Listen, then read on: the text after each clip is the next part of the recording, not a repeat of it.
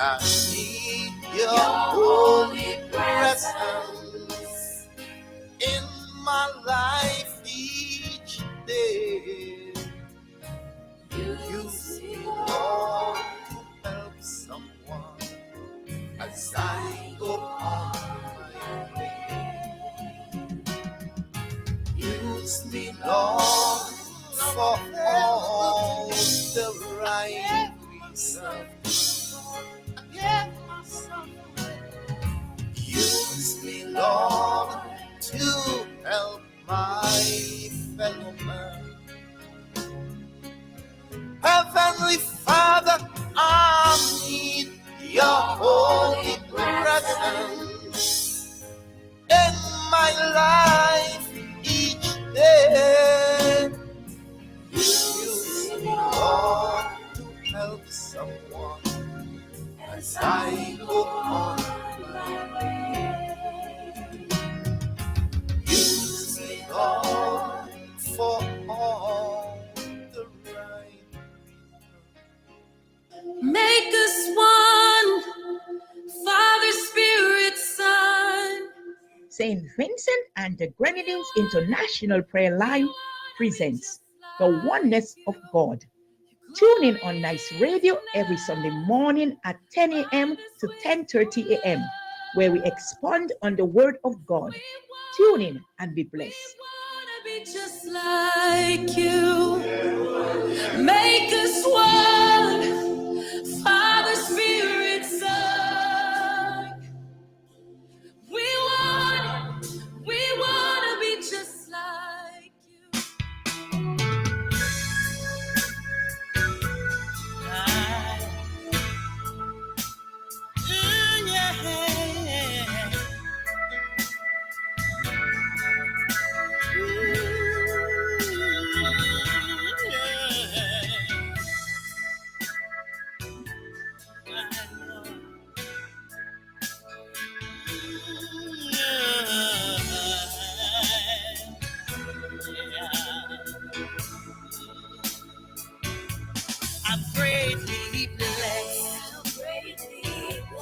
This is Kingdom Conquest, the international and apostolic voice of the Reverend Ronald Bailey, calling us back to the message and the mission of Jesus Christ, the apostles' doctrine, and the early church, calling everyone into the kingdom of the Almighty God. The program Kingdom Conquest is being heard every first and third Monday, 8 to 9 p.m. on Nice Radio with Reverend Ron Bailey out of New York. The Wailing Woman Ministry of SVG invites you to join us every Saturday morning from 6 a.m. to 7 a.m. right here on Nice Radio as we pray for the nation, churches, families, youths, elderly, and salvation of souls. For your prayer request, call 4565967 or 718-734-5615. For further information or prayer, the Wailing Woman Ministry can be contacted at 455-2166. That's 455-2166. It's the Wailing Woman Ministry SVG right here on Nice Radio every Saturday morning, 6 a.m. to 7 a.m.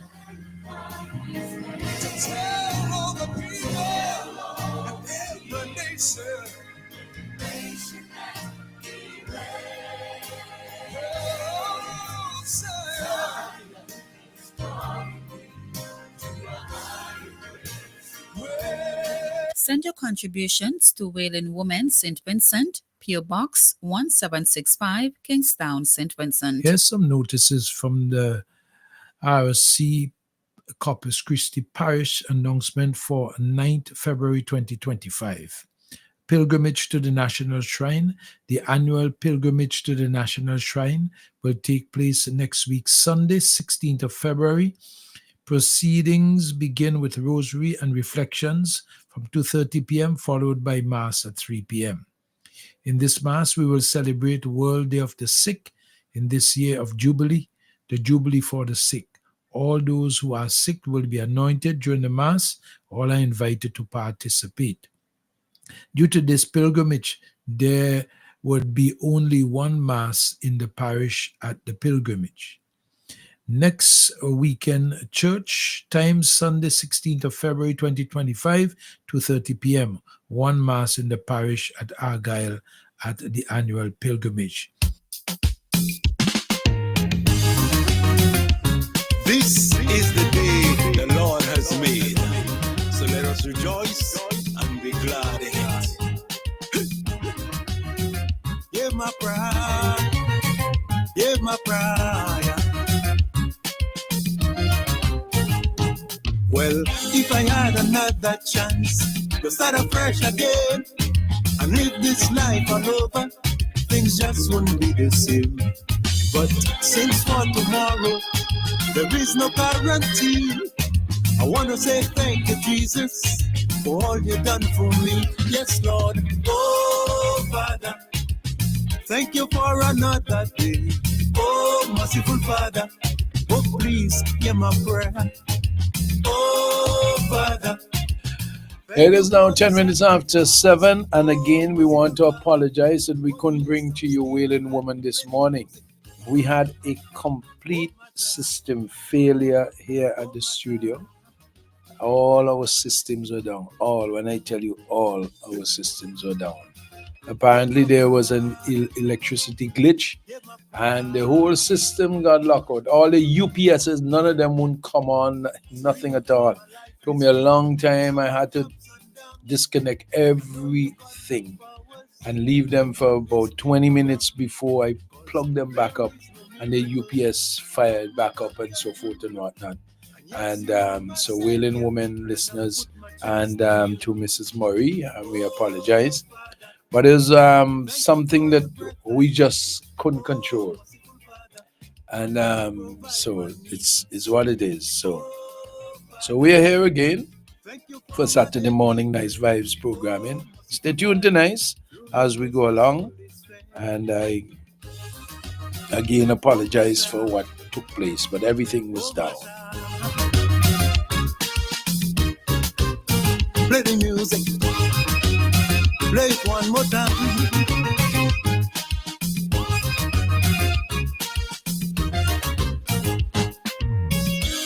I will lift up my eyes unto the hills, from whence cometh my help. My help comes from the Lord, which made heaven and earth. I can't tell the future, neither can I say the minute or the hour or my final day. But until my work is over, I'll try to do my best. And once I give myself this, you'll take care of the rest. Yes, Lord. Oh, Father, thank you for the privilege. Oh, merciful Father, to share this love you give. Oh, Father, nothing more I want to do. Oh, merciful Father, than to live my life for you. Play the music. Oh, my child, hear my cry.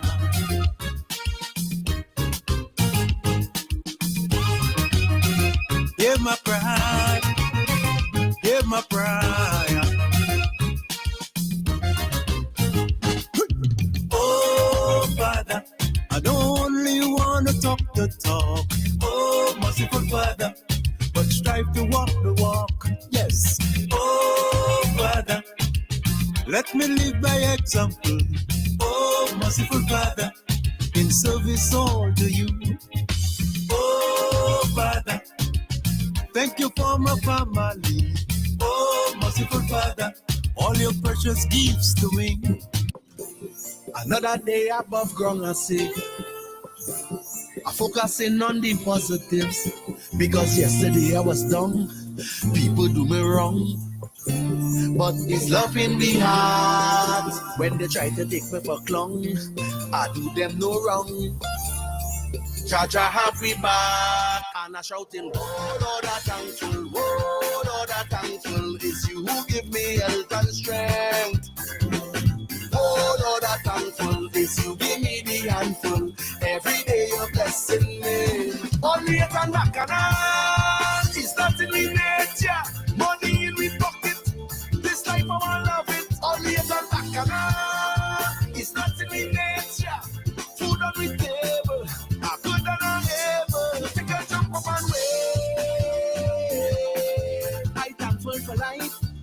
another sunrise. But you want up in the air. All the stress on your mind, put them problems aside and give thanks, yeah, for another day. Don't forget to pray and give thanks, yeah, for another day. Don't forget to pray. Another day above ground, I say, thank you, Father. I'm focusing on the positives. Cause yesterday I was down, today I feel strong. Yes, His love in me heart. Dirty up my name, my wrong tongue. I do them no wrong.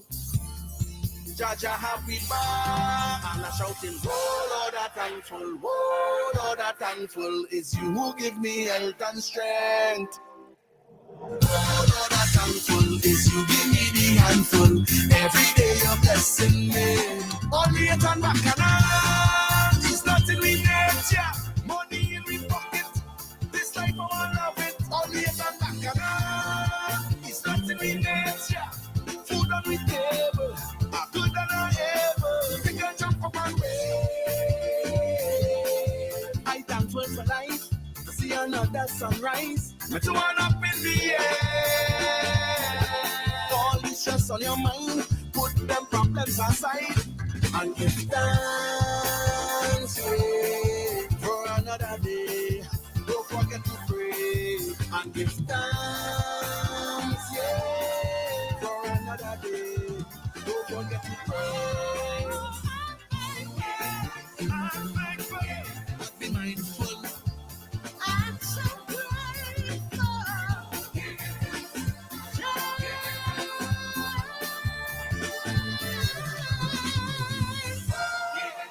For a new day, for a new day. Hey, I'm thankful. I'm thankful. I'm thankful, Lord.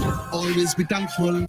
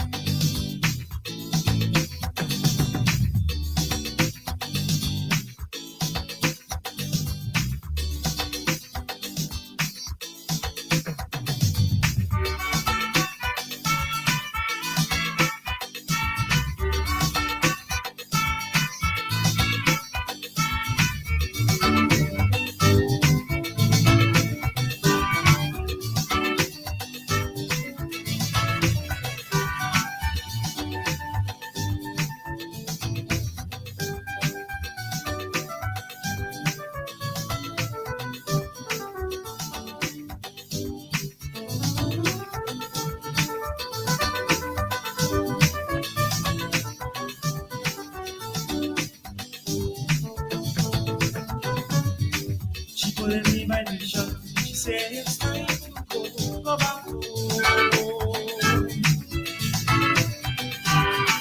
Don't promise to me, mommy, that we won't stay too long. There we go. But baby, this is the last love charming in the fact. Darling, please, come let me dance this last set. Don't go yet. Only the dance just starting to get hot. And now I get this feeling to go back.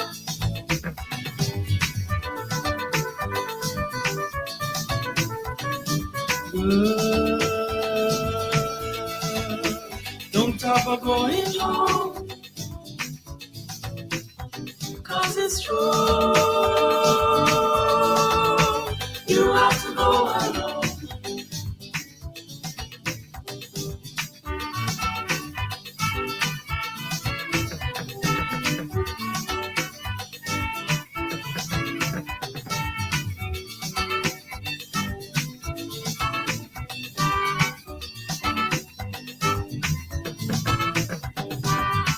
I beg she, baby, please, just let me dance this one while I say, if just this one is fine, but keep reminding me of the time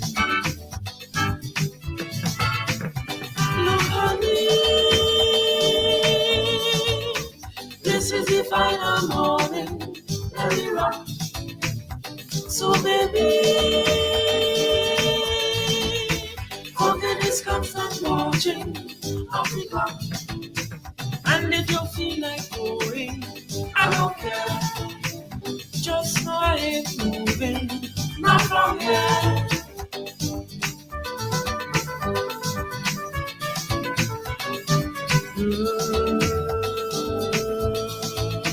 Don't talk about going home, 'cause it's true. You have to go alone.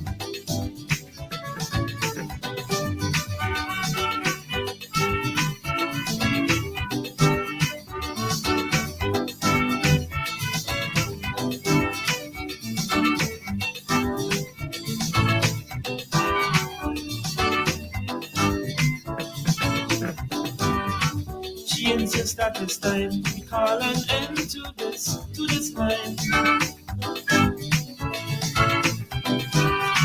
And then she take a drink, something to cool you down, you'll be fine.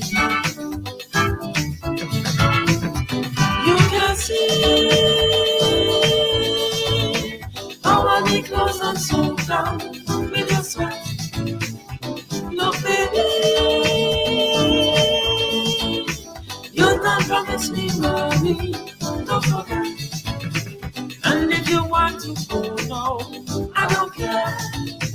Just know that I ain't moving, not from here.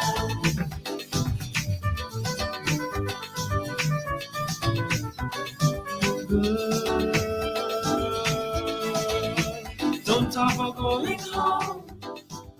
A mature and experienced home help is needed to work in the Ratomil area. Interested persons must reside in an area close to Ratomil so as to be at work for 8 a.m. and leaves at 4 p.m.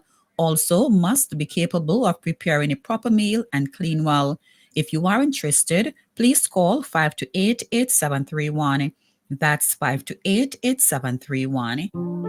Wondering what to do this weekend? Well, worry no more. Prestige has you covered. Beginning this Friday, Valentine's Day, it's an intimate affair, a night of jazz and classical contemporary music. Admission single $80, couple $175. Starting time 8 p.m. Then on Saturday, it's paint and praise from 2 p.m. until admission $80. Burger and fries and soft drinks included. To reserve, call 433-9438 or 455-9335. Then on Sunday, February the 16th, it's an all-inclusive lovers cruise on the Leeward Coast and karaoke on the sea. Tickets $125. Come and get yours now. Boarding time 6 p.m., sailing time 7 p.m. Let's spend the weekend with Prestige. Baby, let's cruise away from here.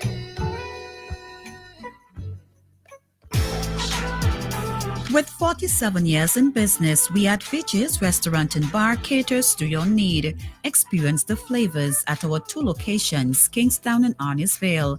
Come in today and enjoy a real taste of SVG. At Fidji's Restaurant and Bar, we specialize in Creole and authentic Vincentian dishes. Place your order today at 457-2845 Kingstown or 456-6820 Arnisville.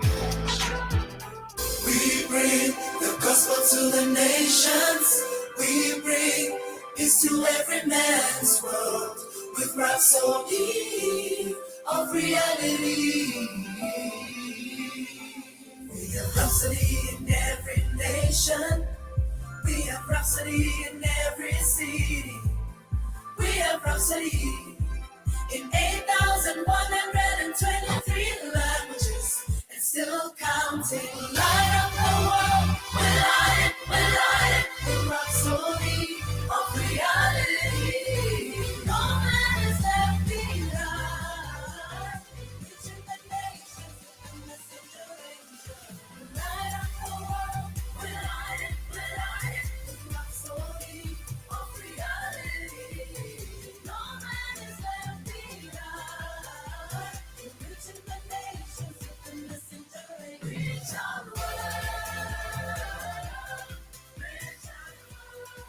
welcome once again to Rhapsody Time for Saturday, 15th February.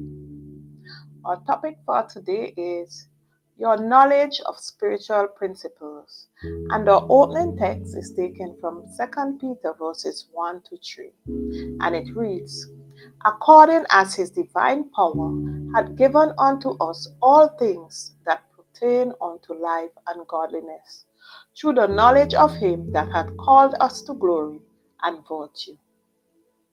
Our lives today are made better because of the discoveries made by those who came before us, those who learned about electricity, magnetism, heat, radiation, etc. These discoveries gave us an advantage, making life easier, better, and faster than it was in previous generations. In the same way, the spiritual realm, some of us are constantly researching the Word of God, exploring the realities of the kingdom, and discovering how to live the transcendent life in Christ. Through these spiritual discoveries, we help others see how to succeed in life and please God. Just as natural laws benefit us, spiritual laws are even more beneficial and vital. The principles of success as taught in the world are nothing compared to the spiritual principles in God's Word. For example, while in the world many chase after material things, but the Bible teaches us to seek first the kingdom of God and his righteousness. Consequently, everything you need in life would come to you naturally. Matthew chapter 6 and verse 33. That beats logic or human reasoning, but it's in sync with the principle of faith. Faith is the law by which we live in the kingdom. Romans 1:17 says, as it is written, the just shall live by faith. Then in Romans 3:27, we read about the law of faith. Where is boasting then? It is excluded. By what law of works? Nay, but by the law of faith. You must learn to operate by the law of faith. It's consistent and much more reliable than natural laws. Take the law of gravity, for example.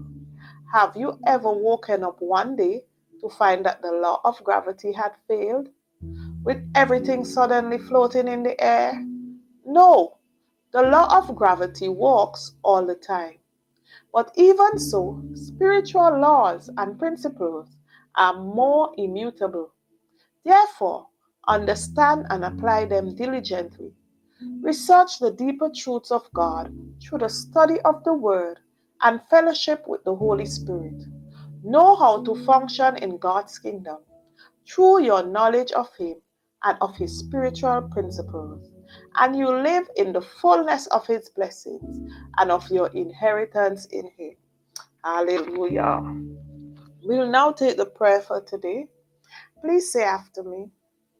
Dear Father, I thank you for revealing the spiritual laws of success to me through your word.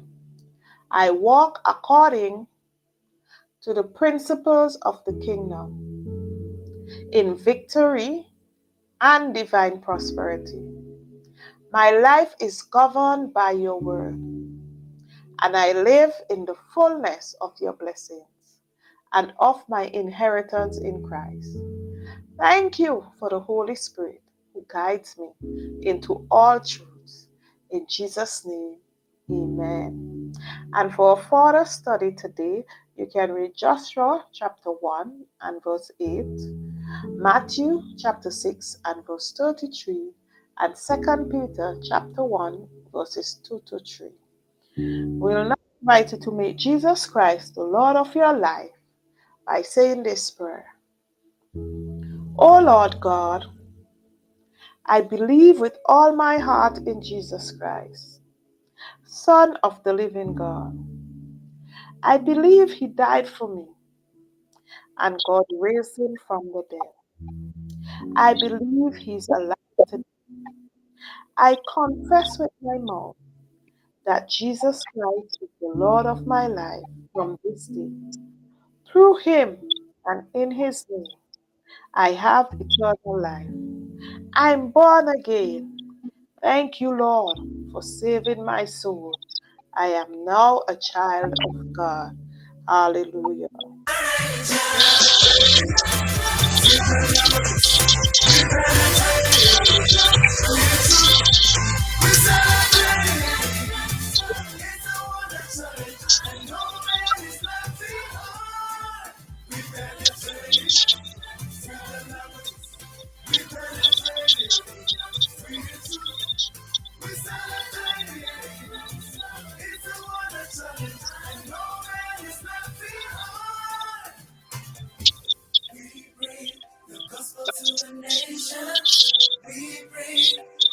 Every man's world with rhapsody of reality.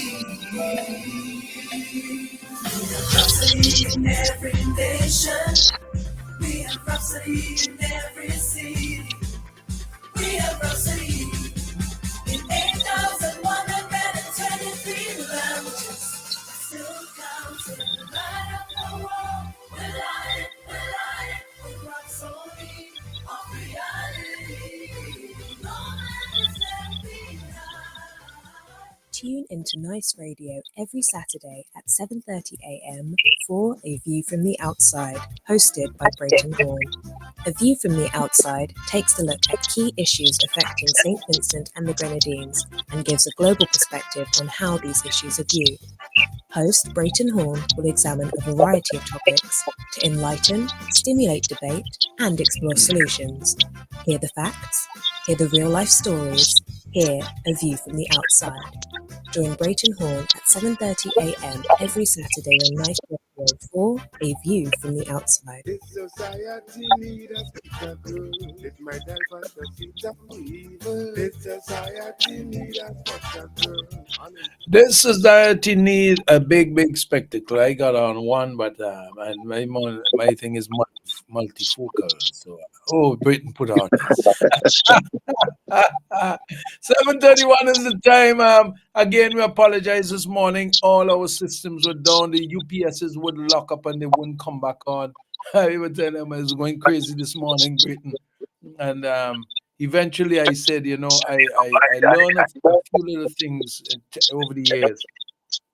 When systems like that and the digital control boards in units lock up, sometimes they need a rest. So what they do, I had to take off the whole system, unplug everything from any idle current, anything at all, for about 20 minutes. And then I start plugging them up one by one, and they start coming up slowly, just like the human body. So you see, God is great because all systems are designed based on the human body, And a lot of people don't recognize that the greatest computer, the greatest logic control, the greatest digital control system is in the electrical pulses and the design of a human body. Yeah. Bonjour, Good morning, monsieur. Dougie. Comment allez-vous aujourd'hui? Good morning, Dougie. Good morning to I'm you. not getting you. Oh, right. Okay, now I got you. Okay, sorry. Good morning. Good morning.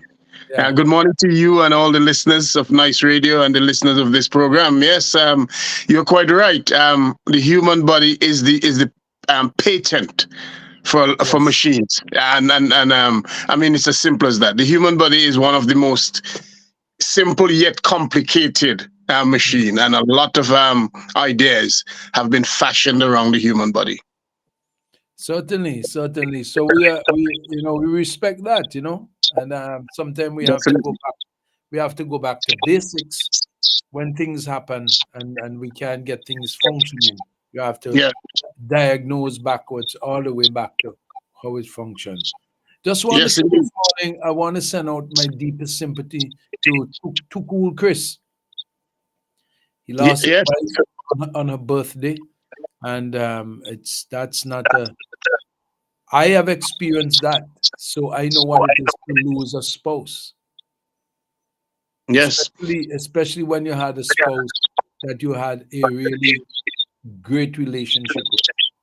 it is Yeah. even more difficult. You know? Yeah, you beat me to it, Dougie, because that's one of the things I was going to be saying from our point of view from the outside. You know, express deepest condolences to Cool Chris and his family on the passing of his wife Hazelan. Hazelan. I didn't know Hazelan quite at all, but listening to Cool Chris speak about her on many different occasions, I felt as if I knew her. And when I read when I read the tribute that he wrote to her on Facebook yesterday, it was just a wonderful tribute. And I could only imagine that it must be devastating for Tukul Chris and the rest of his family, but in particular for him, it's his soulmate that has gone. And we wish him strength and wish that Hazelan, her soul rest in peace. Certainly. And this is child too, you know. Yes, indeed. The rest, all the family. Yeah. And before we go any further, Dougie, I know that there's a lot of news going around. There's talk from the Court of Appeal case. There's a lot of news going around. But what I would urge Vincentians today is not to forget Michelle Andrews. Michelle Andrews is going to be laid to rest today. And whatever the news that may consume other space, just spare thought for Michelle Andrews' family. Extend compassion to her, especially her son, who is said to have endured and felt the pain that she felt. He still feels the pain that she felt during the ordeal which she was made to endure. You know, and to, again, from all of us here on a view from the outside, we say, rest in peace, Police Constable Michelle Andrews. Rest in peace. But we ask Vincentians not to forget her, not to forget her last moments today when she would be laid to rest. Yes, Dougie. And not to forget what has the genesis of her demise. As they put it, demise, yes, indeed. Yes. The police said it right because they knew was a demise. A demise, yes. Constructed through a wicked, evil system of autocratic, dictatorial, and corrupt practices within our system. You have said it, Dougie. Yeah. You have said it. May she rest in peace. Indeed. But I don't think we'll ever forget her. It is the legacy. It's the legacy for those who are in authority and believe that they can get away with that kind of thing. Put on a three-piece suit and speak all glowing ways and in authoritative manners, but deep inside, the soul will churn. Yes. The soul will churn. Oh, yes, Dougie. And, you know, you talk about legacy, and generally speaking, when we speak about legacy, you know, we're thinking of something positive. But that legacy, the Michelle Andrews story, has tainted St. Vincent and the Grenadines, has tainted those in authority in St. Vincent and the Grenadines, has tainted the police force, has tainted her colleagues.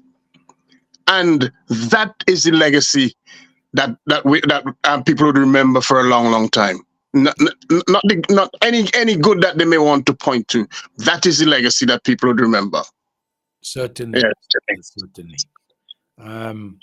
I don't know what else you want to discuss. I don't know. Before you present the formal thing, you have anything else that you want to do on? You have a free rein, Dougie. No. I just don't know. I don't want to introduce anything because it's 7:38 already. So It is, and I'm quite happy to just go into the bag as Spicy usually says. So go right ahead there, my friend. Yes, and before I do that, I'll just remind you of the weather here. It's cloudy. It's 5 degrees Celsius, 41 degrees Fahrenheit. It's a slightly colder than last week, but there we go. Well, it hits 23.4. Pretty cool in St. Vincent and the Grenadines. It's very windy and rainy right now. And yesterday's last night's minimum temperature was 20.3 degrees. That's real cool. I would like to have the 23.4 that you speak about, but I better not be greedy and be satisfied with the 5 that I have. Well, you see, everything is relevant. If your normal body temperature is a particular way, and then it's suddenly dropped by 8 degrees, it's a big difference. It's a significant difference. You're quite right. All right, so Okay. go right ahead, Britton. Thank you. On a view from the outside this week being the 15th of February 2025, we look at crystal clarity. And we do so in response to the said words uttered by the Prime Minister of St. Vincent and the Grenadines when he responded to the news that the Court of Appeal ruled in a split decision in favor of his government against the public servants whom his government sacked unceremoniously in 2021 because they refused to take the COVID-19 vaccine. Judgment Day, as we call it, the 12th of February 2025, came and went. And it brought the news which gripped, to put it mildly, people in St. Vincent and the Grenadines around the world by surprise. Many people hoped that the decision would have gone the other way. Many have openly expressed dissatisfaction with the ruling. Many have said that the decision amongst to justice being delayed is justice being denied. Many have also said that the judgment is plain wrong.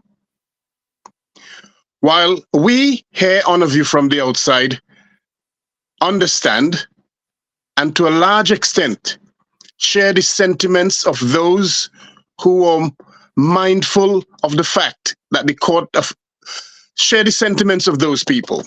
We are mindful of the fact that the Court of Appeal has spoken and that, as it currently stands, that judgment is what pertains.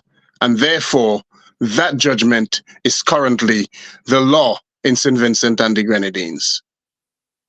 We are conscious also that the judgment is one that is split or divided.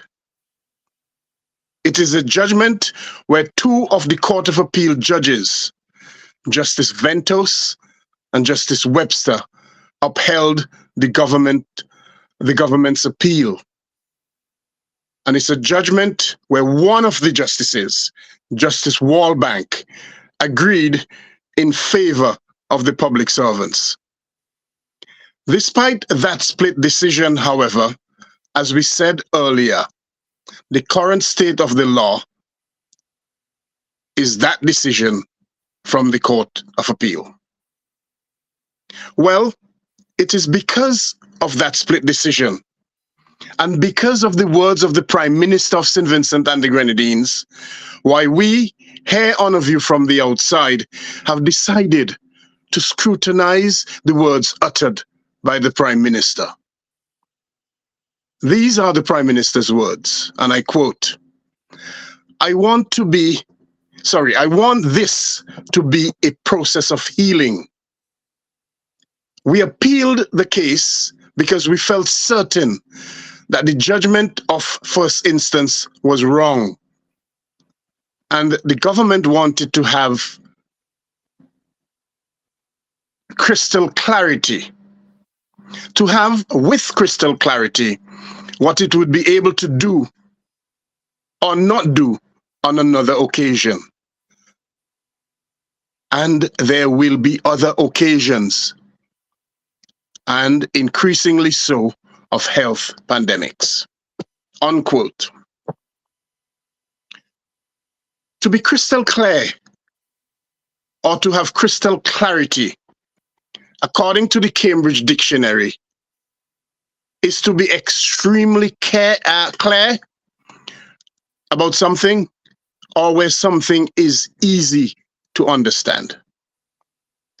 Considering that definition, one would be forgiven for wondering what crystal clarity the Prime Minister is talking about. That statement from him, crystal clarity, is quite flawed for several reasons, including the fact that the matter is still to be tested in the final appellate court of St. Vincent and the Grenadines, that is, the Privy Council. It is worth remembering that when High Court Judge Justice Esco Henry, on the 13th of March 2023, delivered a resounding judgment in favor of the public servants, the Prime Minister was first out of the blocks to say that the judgment was wrong. He wasted no time in saying that the matter would be appealed. And appealed he and his government did, leaving hundreds of public servants victimized and totally disenfranchised. Many of them continue to suffer up to this day since their firing back in 2021. At that time, when the public servants won, he, the Prime Minister, mentioned no such clarity as far as the public servants were concerned. After all, there were people, they were the people who Justice Henry ruled were dismissed unlawfully. So as far as he was concerned, they had no crystal clarity, despite the resounding judgment in their favor. So, what crystal clarity is the Prime Minister talking about?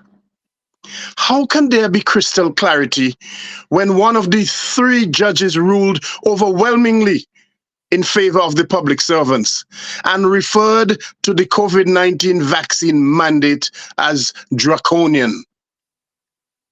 How can there be crystal clarity when there is a higher court, the Privy Council, who can be called upon to pronounce judgment on the matter?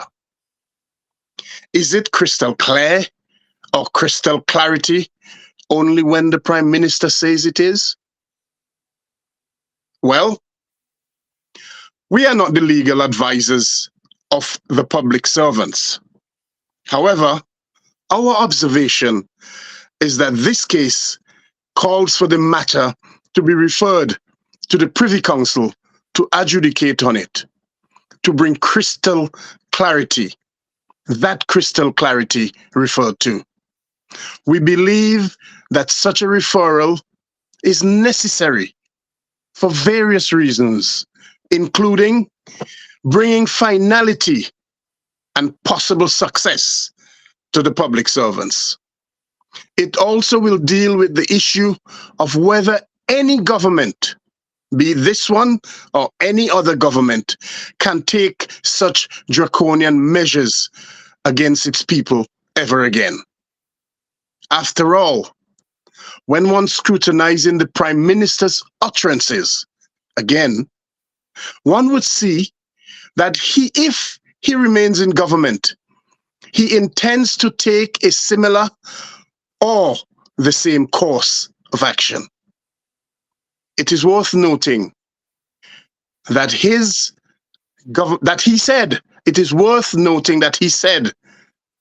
said his government appealed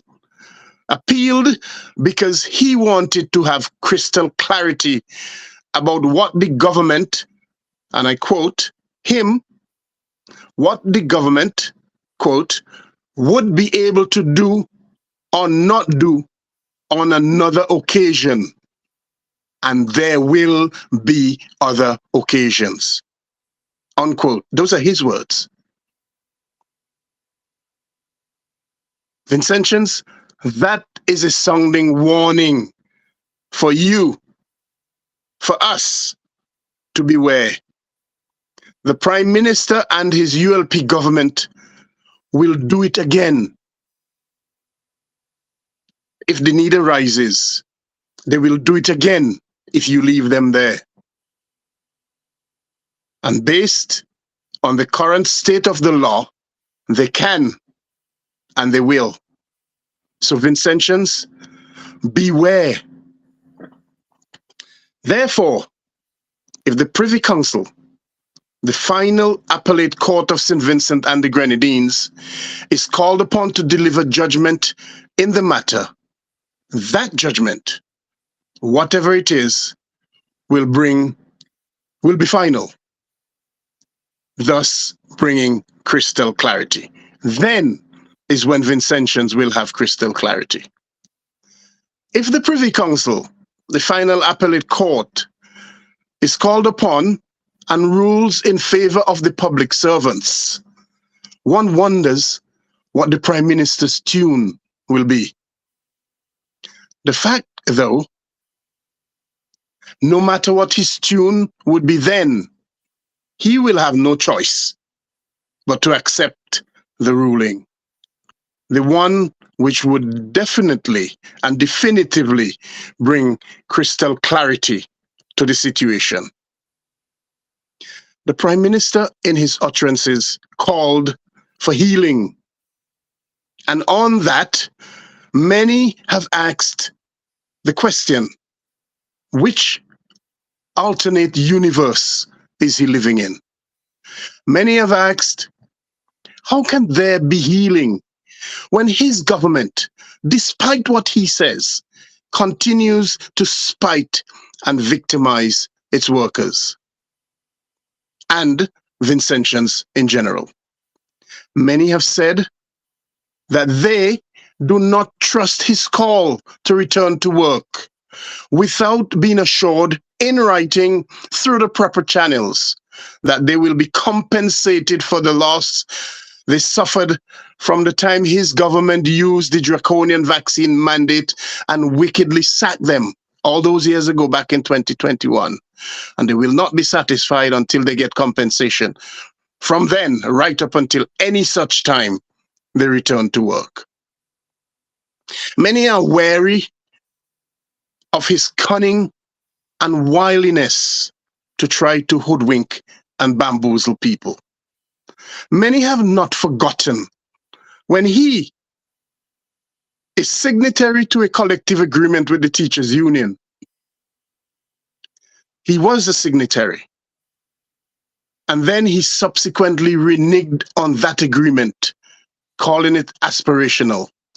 And for years, even after the same Court of Appeal ruled in the favor of the teachers, he and his government denied them, the affected teachers, Addison Bash Thomas, Kenroy Johnson, and the late Elvis Daniel, their rightful benefits and compensation. Many are also suspicious of his call to return to work, because he is the same one who in the recent sitting of Parliament berated public servants who have not returned to work.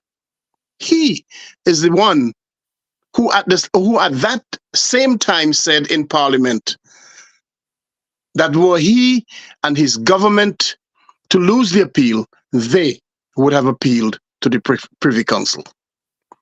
Why then does he not think that the public servants would want to exercise their right and go to the Privy Council as well? The unions have so far stood in solidarity with their workers, the public servants. They have been steadfast in their support. We, hearing of you from the outside, feel that there is therefore every reason for the unions to continue their support for their workers and take the case to the Privy Council to get crystal clarity. Until next week, this is Britton Horn with a view from the outside, with a reminder to send your feedback as usual to the email address aviewfromtheoutside@hotmail.com. We also invite you to visit and like our Facebook page and our YouTube channel at A View from the Outside. Have a pleasant Saturday, a wonderful Sunday, and a productive week ahead, where we urge you to support the public servants and to encourage them to go to the Privy Council to seek crystal clarity. All the best to you and the listeners, Dougie. Thank you very much, there, Britton. We have Dave Roberts want to come in here. Dave, good morning. Yep. Good morning. Good morning. Yes, good morning. What a wonderful day. What a beautiful day. Amen.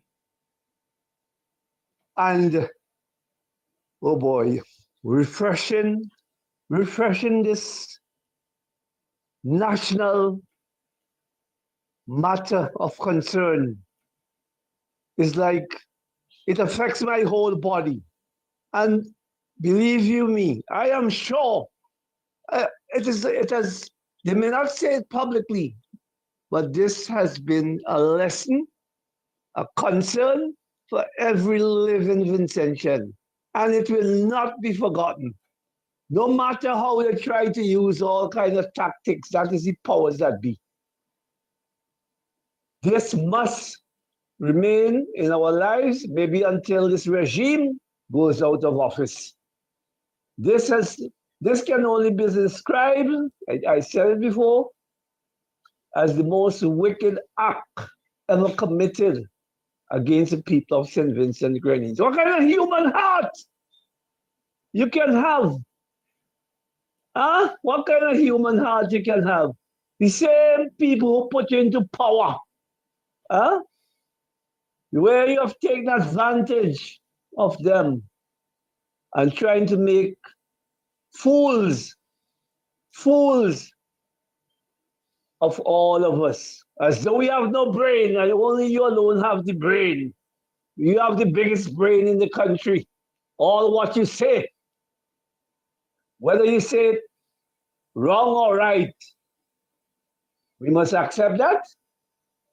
Well, I wish I am only waiting to see, and I hope I live to see the result or the finality of all of this, because I never know of any other prime minister in the world who has been fighting against the people like that. Those who have done it, God will take care of them.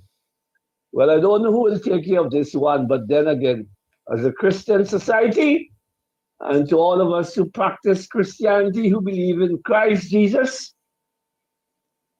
I know that we are not giving up and that we are very optimistic. May God bless St. Vincent and the Grenadines. Thank you. Have a good day. Thank you very much. Tune into Nice Radio every Saturday at 7:30 a.m. for A View from the Outside, hosted by Britton Horn. A View from the Outside takes a look at key issues affecting St. Vincent and the Grenadines and gives a global perspective on how these issues are viewed. Host Britton Horn will examine a variety of topics to enlighten, stimulate debate, and explore solutions. Hear the facts, hear the real-life stories, hear A View from the Outside. Join Britton Horn at 7:30 a.m. every Saturday on Nice Radio for A View from the Outside. This society need a spectacle. It might help us to see some evil. This society need a spectacle. A mature and experienced home help is needed to work in the Ratomil area. Interested persons must reside in an area close to Ratomil so as to be at work for 8 a.m. and leaves at 4 p.m. Also must be capable of preparing a proper meal and clean well. If you are interested, please call 528-8731. That's 528-8731. The action is heating up in the Tier 2 division of the SVG Football Federation's National Club Championship this Thursday in Group A. A, Strike Force will battle Parkside Rollers from 7 p.m. at the Brighton Playing Field. Then on Saturday, Rochdale takes on 1998 Hillside FC at Layu Playing Field. And Police goes head-to-head with United Strikers at Brighton Playing Field. In Group B, Desco will come up against System 3 at Chile Playing Field in Georgetown. And KNR Strikers say they have a score to settle with Glenside Ball Rollers at Camden Park Playing Field. All matches will commence at 4 p.m. simultaneously. Wait, no man, you think we're done? There's more football action this Sunday. In Group A, Brighton Playing Field comes alive once again as OEA United goes head-to-head with Tony Stone Jugglers from 4 p.m. Then it's Beckway United versus Lago Heights, 3 p.m. at the Camden Park Playing Field. In Group B, Pride and Joy battles Green Hill at Layu Playing Field. And Brownstown takes on Richmond Hill at the Chile Playing Field in Georgetown. In the Group B division, both matches will commence at 4 p.m. simultaneously. This weekend is football and more football. The game of the people. General Hardware still has the best prices on steel, lumber, and plywood. So go on, compare prices. And if by chance you find a better price, no stress. Just talk to the General, and they will beat that price plus give you special priority delivery. Yes, General Hardware offers free island-wide delivery on most purchases, so you never have to worry about getting your goods on site on time. Plus, shopping at General Hardware is a pleasant experience with friendly, knowledgeable staff always ready to serve. What more could you wish for, huh? So come to General Hardware for proper service, lowest prices, free delivery, and see why nobody beats the General. Nobody. Randy's Supermarket is perfect for all your grocery needs. We have a range of liquor, liqueur, and wines, fresh and quality bread, and our weekly specials will simply amaze you. Conveniently opened 7:30 a.m. to 9 p.m. Mondays to Thursdays, and Fridays and Saturdays 7:30 a.m. to 10 p.m. We have competitive prices and friendly staff. Randy's Supermarket, located at Lower Bay Street and Terrell Street. Call us at 456-2994. Randy's Supermarket, where shopping is fun. Nice Radio's news highlights is coming to you with the compliments of the following. Love is in the air, and there's no better place to find the perfect gift than at Lane's Department Store. From February 7th to February 14th, enjoy an exclusive 15% discount store-wide. Whether you're shopping for jewelry, fashion, home decor, or that special something, you'll find the perfect way to say, I love you, and save while you do. And on Valentine's Day only, we're adding an extra touch of romance.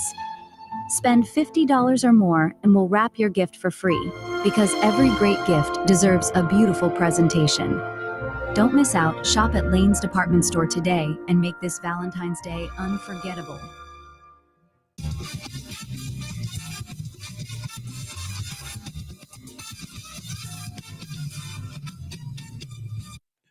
Good day. You're listening to Nice Radio's news and sports for the Saturday, the 15th day of February 2025. Leader of the new, well, first of all, the radio fraternity offer condolences to the man Too Cool Chris and the music fraternity as a DJ and persons involved in the music and the entertainment industry in St. Vincent and the Grenadines. We offer our sympathies here from Nice Radio to Too Cool Chris for the death of his wife, their wife. Leader of the New Democratic Party, the Honorable Dr. Godwin Friday, commended the Honorable Terence Olivier for the work that he's been doing and continue to do as they visited the Union Island and had a town hall meeting. Here is Dr. Friday. Have here in your representative, the Honorable Terence Olivier. I was sitting right here next to him, you know, and the man was firing. I said, boy, I might have to sit back a little bit before he got burst into flames because he was so much on fire here tonight. You know why? Because he feels in his heart, he feels it in his bones, the pain and the suffering that the people of this community the people of the Southern Grenadines have endured over the past 7 months in particular with the passage of Hurricane Beryl. But of course, he has been carrying this battle for all the years that he has been representing you in the Parliament of St. Vincent and the Grenadines. Now, Terence and I have been in this thing from the very beginning of the New Democratic Party in opposition. We came in as young men in this struggle at a time when we knew that our great party, the New Democratic Party, that our country was going to be relying on us, even if we were in opposition, which it looked likely that it would happen. But we put our hands up and we said, count me in. Send me, and I will serve the people of my community. Terence has been doing that steadfastly. As Dr. Friday, the town hall meeting in Union Island. And even after several months, 7 months after Hurricane Beryl, are you satisfied? That's a question from Terence Olivier. Nothing much was done for the people of the Southern Grenadines, I should say, because if it wasn't for Canawan, if it wasn't for the investor, Canawan would have been at the same state. Okay, when you come to Union, oh God, it's a shame. It's a human shame. Nothing at all. Speaking to people today, even in Ashton, you realize what has happened. You realize what has happened. You realize what has happened. Man, I have never seen so much grief on people's faces. I have never seen so much disappointment on people. The contractors have said they are not working for the government anymore, some of them, because I built 4 houses, I built 5 houses, and I have no pay. How do you expect them to continue to work if they have families too? And if you don't pay the contractors, how can they pay the workers to continue the work to assist the people of the Southern Grenadines? And it's a burning shame. But you're coming down every week and you're giving people the impression like if you're doing a millions of things in the Grenadines. If you heard the cry of the people today, I remember when Kenton came down and Kenton published what he said about what the people were saying. You get on your high horse and you start to ride and you want to carry down the people and you want to trample upon them because they spoke the truth. They spoke the truth, and that is what is hurting them even up to today. MP Olivier also confidently stated following the 2025 general election he will continue to be the area representative. He was reliably informed that the authorities were given instruments that could house 2,500 people of the Southern Grenadines, and they were asking why weren't these given to the people so that they can set up themselves and be comfortable. Here in the Grenadines, they told me the date when they arrived in St. Vincent. They told me the date when they arrived in Union Island.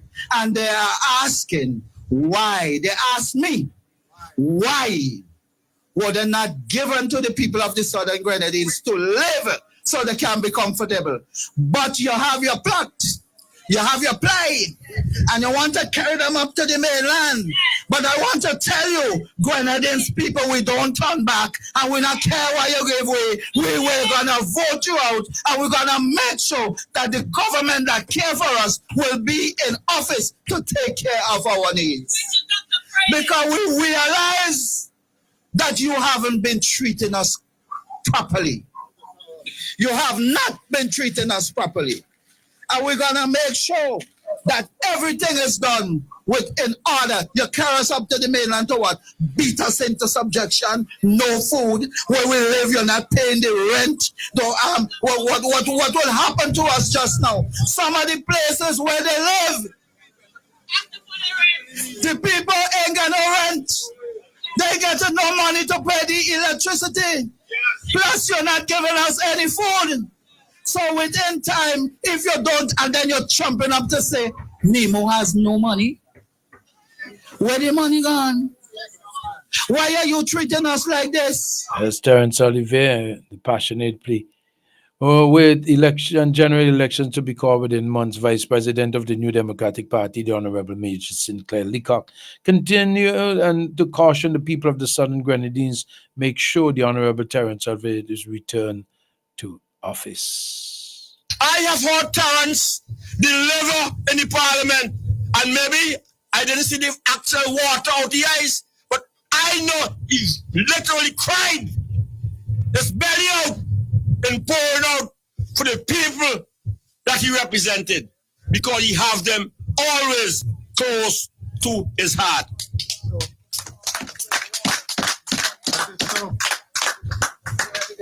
You hear Major talking about Terence? The Southern Grenadines, like my own constituency, Central Kingston, are the two new constituencies were added after we came independence and got the constitution. The Southern Grenadines has never changed hands. And now Central Kingston is in my hand, I ain't changing either.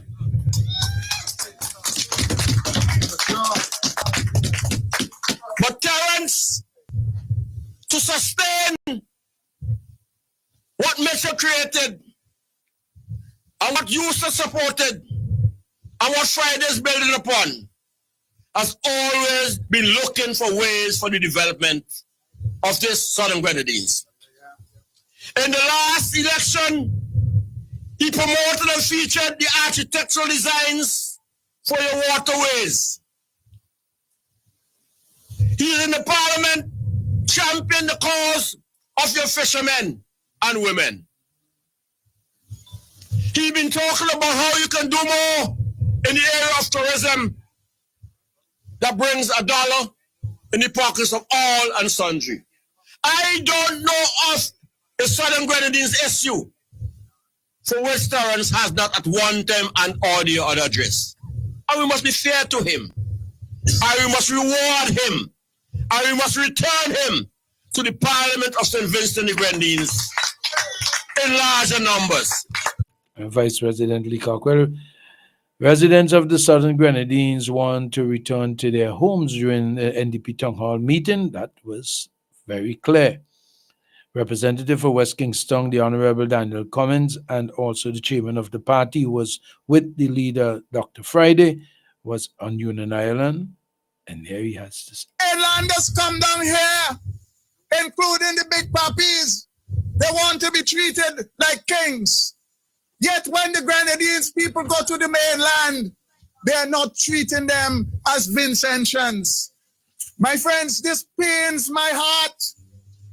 This pains my heart. A government is elected for all of the people of the country. And it is wrong. It is wrong for any government to treat any set of people as though they don't belong to the country. I am saying categorically that the ULP should be condemned for the shameful way in which they hoarded people against the will from the Southern Grenadines and treating them on mainland St. Vincent. These people are anxious to come back to where they live. They want to come back to restart their lives. The government is doing nothing to encourage them, to assist them to come back to living normal lives. I want to tell you, you know, the New Democratic Party is about the people of this country, all of the people. Dr. Friday's administration will ensure that every facet of the lives of all of our people, of every square inch of St. Vincent and the Grenadines will be equally sorted. As Daniel commented, OECS Commission, together with CARICOM Competition Commission, will conduct a high-level workshop and workshops to build advocacy in the OECS member states to promote their compliance in Chapter 8 of the revised Treaty of Chaguaramas and Articles 2K of the RBTA 3L of the Protocol of the ECEU and the EU CARIFORUM Economic Partnership EPA. The target audience include government officials, statutory bodies, private sector, and regional institutions. The first day workshop seeks to introduce participants to the key economic and legal principles underpinning competition law and be the three pillars of competition law and practical tools used to assess competition concerns under this particular pillar. The participants will also be expected to participate in practical exercises in the breakout sessions. The CARICOM and OECS Model Competition Bill, participants will be sensitized to key provisions of the model. Students for the Richland Park Government School and Evesham Methodist School paid visits to the Girls High School on Thursday. GHS staff said that they were excited to know that all visiting students aspire to attend the Girls High School after completing their CPA exams. Public Health Department under the Ministry of Health, Wellness and Environment will be holding a food handlers session Friday, 21st of February 2025 at Greg's Clinic. The session, which is set to begin 8:30 a.m., aims to register food handlers for the first half of 2025. It is essential for all food handlers to attend, as failure to obtain food handler certificate considers a breach of the Public Health Act of 1977. On February 12, police arrested and charged Glanville Moses, 52-year-old farmer of Green Hill, with the offense of grievous bodily harm. He's accused that February 11th, allegedly unlawfully and maliciously inflicted grievous bodily harm on Mervyn Slater, 22-year-old photographer of Green Hill, by chopping him on the stomach and left hand with a cutlass. Moses appeared before Kingston Magistrate Court for arraignment. February 12th, he was remanded into custody until February 17th, when he go back to court. The Royal St. Vincent and the Grenadines Police Forces investigating a shooting incident that occurred at Bonham Stubbs, leaving 29-year-old man in critical condition. Police responded to an anonymous tip regarding the shooting in the area. Upon arrival, they discovered Keith Matthews, 29-year-old labor of Petty Bodell, had sustained gunshot wounds to the right side of his neck. He was transported to the Milton Cater Memorial Hospital, where he remains in critical condition in intensive care unit. Police investigation, and they're asking if persons have information, please call the Stubbs Police Station at 458-4210, 458-4210, Police Control Unit 458-1211, 458-1211, and Police Complaints Department 485-6891. The police said they will continue to pursue all leads. A shipment of over 47 pounds of cocaine, which originated from St. Vincent and the Grenadines destined for Thailand, was seized by the U.S. Customs and Border Protection (CBP) officers in Puerto Rico. According to U.S. Customs and Border Protection, 51 hair container jars contain cocaine. The estimated value of the seized contraband, $361,200 US. January 28. They were inspected in Puerto Rico.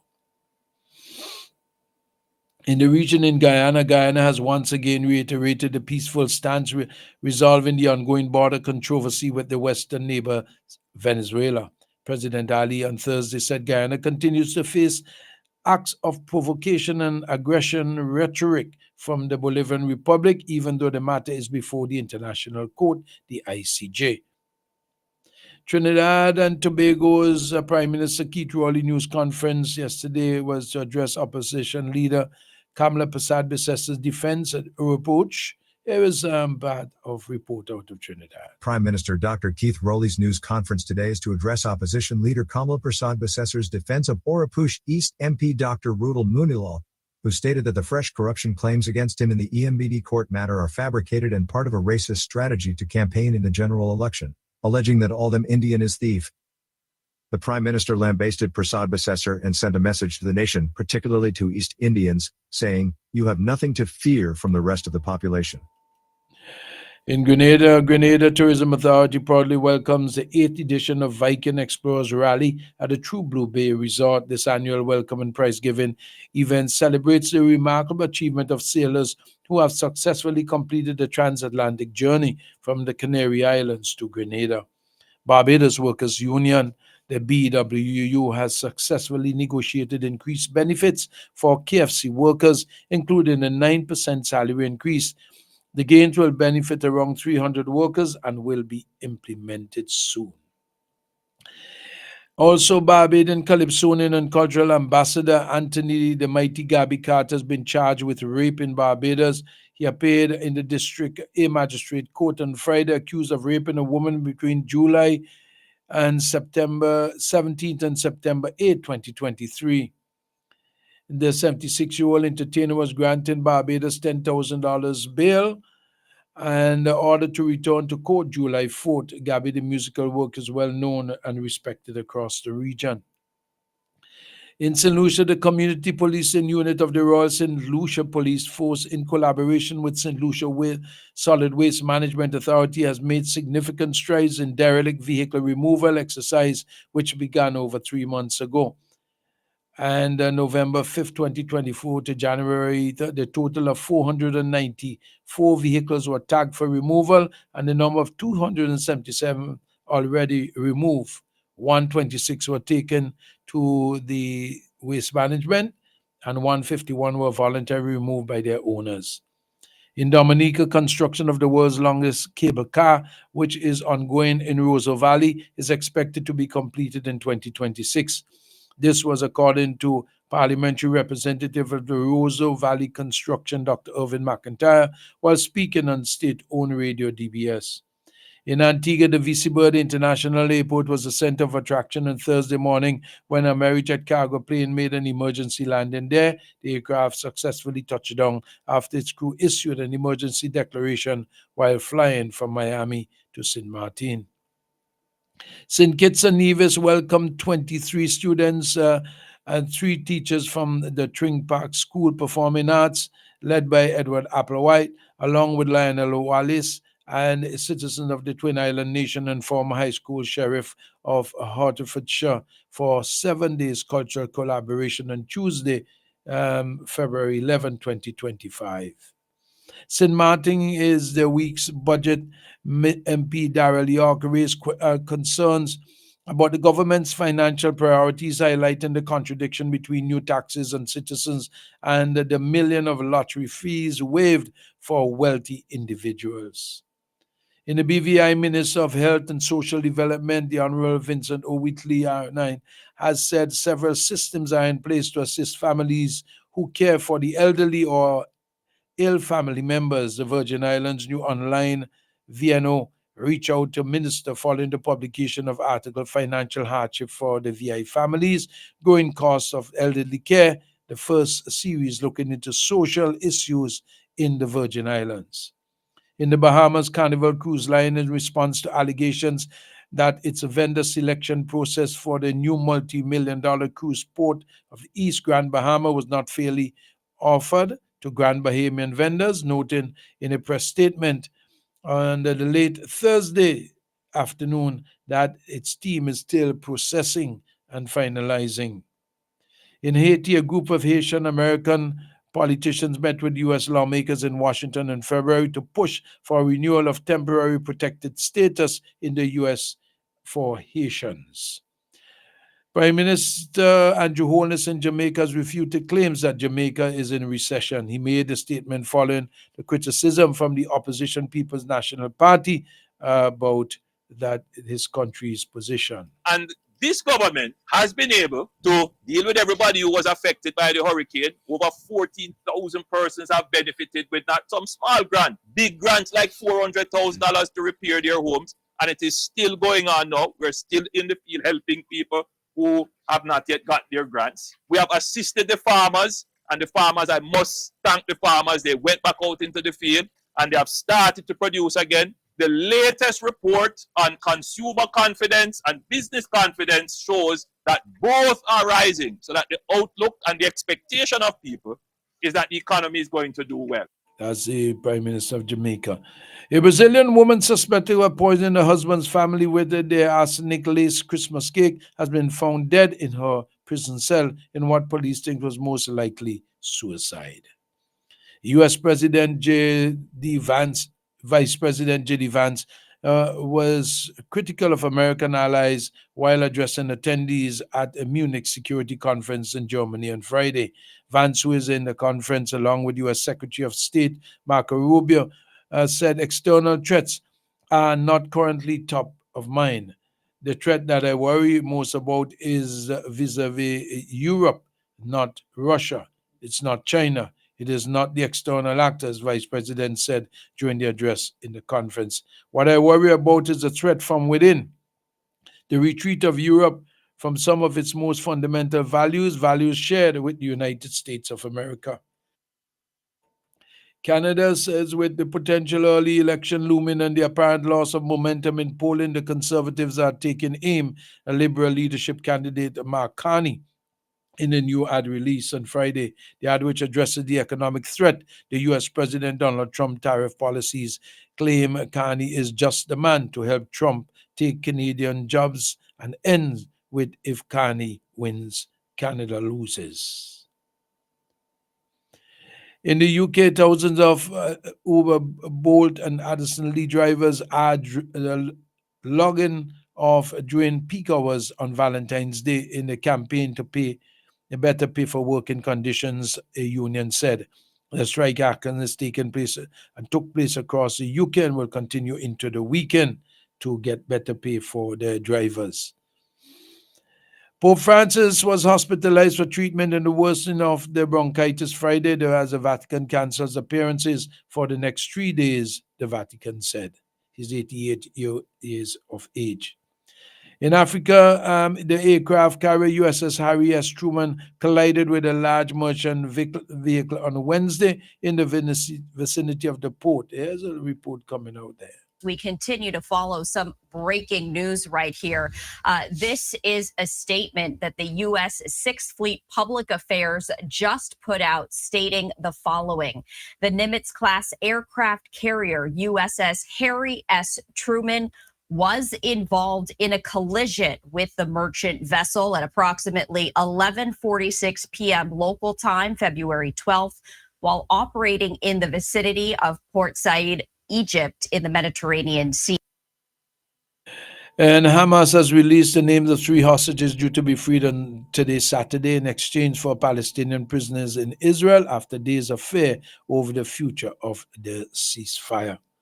Pakistan, a blast hit a vehicle carrying laborers in southwest Pakistan near the border of Afghanistan on Friday, killing 10 people. Laborers were traveling to market in Harani and the restive province, which the vehicle was hit. And India's security forces killed at least 31 Maoist rebels last weekend in the central Indian state of Chhattisgarh. 2 security personnel were killed and 2 others wounded in the skirmish. That's it for news. Sports coming up. Stay tuned to Nice. And now for the latest in sports, sponsored by the following. The action is heating up in the Tier 2 division of the SVG Football Federation's National Club Championship this Thursday. In Group A, Strike Force will battle Parkside Rollers from 7 p.m. at the Brighton Plain Field. Then on Saturday, Rochdale takes on 1998 Hillside FC at Layu Plain Field. And Police goes head-to-head with United Strikers at Brighton Plain Field. In Group B, Desco will come up against System 3 at Chili Plain Field in Georgetown. And KNR Strikers say they have a score to settle with Glenside Ball Rollers at Camden Park Plainfield. All matches will commence at 4 p.m. simultaneously. Wait, no man, you think we're done? There's more football action this Sunday. In Group A, Brighton Plainfield comes alive once again as OEA United goes head-to-head with Tony Store Jugglers from 4 p.m. Then it's Beckway United versus Lago Heights, 3 p.m. at the Camden Park Plainfield. In Group B, Pride and Joy battles Green Hill at Layu Plainfield, and Brownstown takes on Richmond Hill at the Chili Plainfield in Georgetown. In the Group B division, both matches will commence at 4 p.m. simultaneously. This weekend is football and more football. The game of the people. CK Grace and Company is the number one supermarket. 100% intention. The Intention Supermarket. We've got more of what you're looking for in multiple locations to serve you more and more. In business now for over 50 years, and you will always say by shopping right here. Oh yes, we're number one. CK Grace and Company, and we are Vincent John, a supermarket for you and me.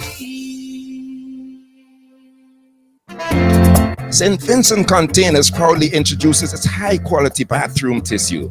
Furtis, Lilies, Midushi. Manufactured to conform to local, CARICOM, and international standards. Tested and certified by the St. Vincent and the Grenadines Bureau of Standards. No roll less than 300 sheets. Legitimate sheet and core sizes. Virgin pulp, no recycled. Soft but not lightweight. Professionally produced and packaged. Now available throughout St. Vincent and the Grenadines. Furtis, Lilies, Midushi. Excellent Vincentian products.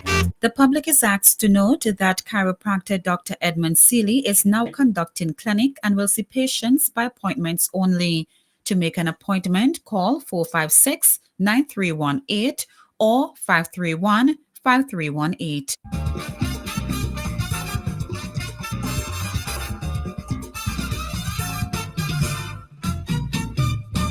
Good day, listen to Nice Radio. Saturday is Nice Vibe Sports in football at the Victoria Park in the Premier League. We saw Hope International beating Sion Hill 2-1. The goal scorers for Hope are Bracha in the 45th, Zed Simmons in the 67th, and for Sion Hill in the 37th, S. Millington scoring. Also in the other game, we saw Jebel beating Caledonian Chelsea 1-0. The goal scorer is Adel Plesh in the 86th minute. And in the top belay football, following the meeting with the Football Federation and our cricket and football sponsors, we have decided, according to Junior Bacchus, to host the NL Top Belay Football Progressive Organization Softball Tournament. This is the cricket tournament. The 29th of March 2025 football tournament will begin at the end of July, and so that will commence then. In the F15 softball cricket 3.0 set to begin at the Richmond Hill playing field, the highly anticipated F15 softball cricket tournament 3.0 is officially set to kick off on Saturday, March 8th at the Richmond Hill playing field, and you can do your registration. They're hoping to have 15 teams, right? And that's all for the local sports. And we have some track and field there for you fans of Celestial Tobago egotistical side, as Noah Ly's rival set the major comeback. Celestial Tobago rapid rise to fame has earned him respect, but his confidence, particularly those races, sparked a mixed reaction among track and field fans. Botswana sprinter, who has made a history with the Olympic gold medal in Africa in the 200, has earned praise for his speed and technique. However, his mid-race celebrations include easing up before crossing the line has drawn criticism from fans. We move on now to the cricket, with the scores in the cricket for yesterday. In the Premier League, let me give it a cricket, in the cricket, my hand hit the wrong button. So, in play right now in cricket, right, they have in the CSA Provincial 1, they challenge in Division 2, Eastern Cape, Letahi, and Northern Cape Heat. The Eastern Cape need 179 runs to win, or 40.4 overs with 9 wickets standing, where the Northern Cape posted 218 all out in 47.5. In the Western Province, Lions are 101 for 3 with 28.5 overs remaining. And Northwestern Dragons against Knights. Knights are 85 for 2 in 29.3 overs remaining. Sri Lanka in the men's one-day international series, Sri Lanka won by 174 runs. Australia 107 all out in 24.2. Sri Lanka had posted 281 for 4 of 50. Zimbabwe against Ireland. Zimbabwe won by 49 runs. Ireland 250 all out in 46 overs. Zimbabwe 299 for 5 of 50. New Zealand against Pakistan. New Zealand won by 5 wickets. Pakistan 242 all out in 49.3. New Zealand 243 for 5 of 45.2. Gujarat Giants against Royal Challengers Bangalore women in the Women's League, the Tata Women's League. Royal Challengers Bangalore women won by 6 wickets. Gujarat Giants 201 for 5 of 20. And the Royal Challengers Bangalore women 202 for 4 of 18.3. In the Ford Trophy, Central Snags and Canterbury won by 7 wickets. Auckland Acres and against Northern District, Auckland Acres won by 71 runs. Wellington Birds against Otago Volts. Otago Volts won by 18 runs. And in the West Indies Championship, at close of play yesterday, the Windward Islands Volcanoes and Combined Campuses. The Combined Campuses and Colleges trail Windward Islands Volcanoes by 3 runs with 10 wickets remaining. Combined Campuses posted 216 all out in 71.3 and then again 29 without loss in 11.1, but Windward Islands Volcanoes 248 all out in 77.5. Barbados Pride against Jamaica Scorpion. Barbados Pride won by 9 wickets. Jamaica Scorpions posted 231 all out in 67.5 and then 180 all out in 54.2, while Barbados Pride's 291 all out in 86.4 and 121 for 1 in 33.3. And Leeward Islands at close of play against Trinidad and Tobago Red Force. Leeward Islands Hurricanes trail Trinidad and Tobago by 212 runs with 7 wickets remaining. Whilst the Guyana Happy Eagles and the West Indies Academy trail Guyana Happy Eagles with 130 runs with 6 wickets remaining. We move to some football. That's the final thing on sports we will be giving you. Football. Some of the football scores for yesterday in the Premier League. Brighton Hove Albion beat Chelsea 3-0. In the Championship, Queen's Park Rangers beat Derby County 4-0. And in the Scottish League, Glasgow City and Celtic played to a 2-2 draw. In the Irish Premier League, Coleraine lost 2-1 to Glentoran. In the Irish Premier Division, Cork City and Galloway played to a 2-2 draw. Shelbourne beat Derry City 3-1. St. Patrick Athletic and Drogheda United, they played to a 0-0 draw. In the Spanish La Liga, Girona lost 2-1 to Getafe. In the German Bundesliga, Augsburg and RB Leipzig played to a 0-0 draw. In the Italian Serie A, Bologna beat Torino 3-2. In the comparable series, El Nacional and beat Blooming 2-1. In the Australian A-League for men, Melbourne victory was victorious over Wellington Phoenix 1-0. In the Belgian Pro League, Standard League lost 2-1 to Genk. In the Croatian League, Subnik lost 2-1 to Lokomotivo Zagreb. In the Danish League, Brandby beat Viborg 4-0. In the Dutch League, Go Ahead Eagles won Sparta Rotterdam 1-0. In the French League, Brest and Oras played to a 2-2 draw. In the Indian Super League, Odisha beat Hyderabad 3-1. In the Japanese League, Gamba Osaka lost 5-2 to Sorexo Osaka. And that's what we give you for sports this morning. Did that announcement coming up after we give you the weather. The weather is brought to you with the kind compliments of the following. Operating a business these days can get really complicated. What if someone slips and falls? What if you get robbed or burglarized? What if the truck crashes and you lose everything?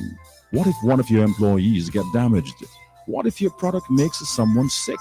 Worry no more. Let Century Insurance protect you from those what-ifs. Century Insurance, offering employee liability, workman compensation, public liability, cash and goods in transit, bonds, professional indemnity, contractors all risk, and more. Talk to one of our friendly agents today. Call our Kingstown office at telephone number 456-2247 or Beckway 458-3855 or contact our representative, Mr. Jason Sargent, in the Bayshore Mall in Beckway at 454-4260. Call Century Insurance today. We can protect you. Century Insurance, upstairs the First St. Vincent Bank building in Kingstown. Hennessy. Drive responsibly. Sole agent and distributors. Gonzalez Liquors. The weather is compiled at the Met Office at the AIA and brought to you compliments Hennessy and Century Insurance at 6 a.m. The weather was cloudy. The winds northeasterly at 17 kilometers per hour or 10 miles per hour. The temperature was 23.4 degrees Celsius. This is at 6 a.m. Relative humidity 87% and the barometric pressure was 14.1 millibars. The last 24-hour rainfall was 1.6 millimeters. Yesterday's maximum temperature 29.4 degrees Celsius and last night's minimum a cool 20.3 degrees Celsius. Sunset today 6:10 p.m. Sunrise tomorrow 6:27 a.m. Marine conditions high tide 7:59 a.m. and again at 9:36 p.m. One low tide at 3:12 p.m. Sea conditions are moderate to rough in open waters with swells 1.5 to 3 meters. Marine warnings, small craft and high surf advisories in effect for St. Vincent and the Grenadines until 6 p.m. Synopsis, the Atlantic high pressure system is the dominant feature in the forecast for today. Occasionally cloudy and breezy with a few scattered showers and a film of haze. In the region and beyond, Trinidad 21 degrees and fair. This is at 6 a.m. Barbados 25 degrees and fair. Antigua 25 degrees partly cloudy. San Juan, Puerto Rico 24 degrees cloudy with light rain. Miami 23 degrees and fair. New York -1 degree and cloudy. Toronto -6 degrees and overcast. London 4 degrees and cloudy at 6 a.m. And coming up are the death announcements. After that, there will be the birthday celebrations. The death announcement is around 17 minutes. So stay tuned to Nice. And we send our sympathies out to all who are in bereavement.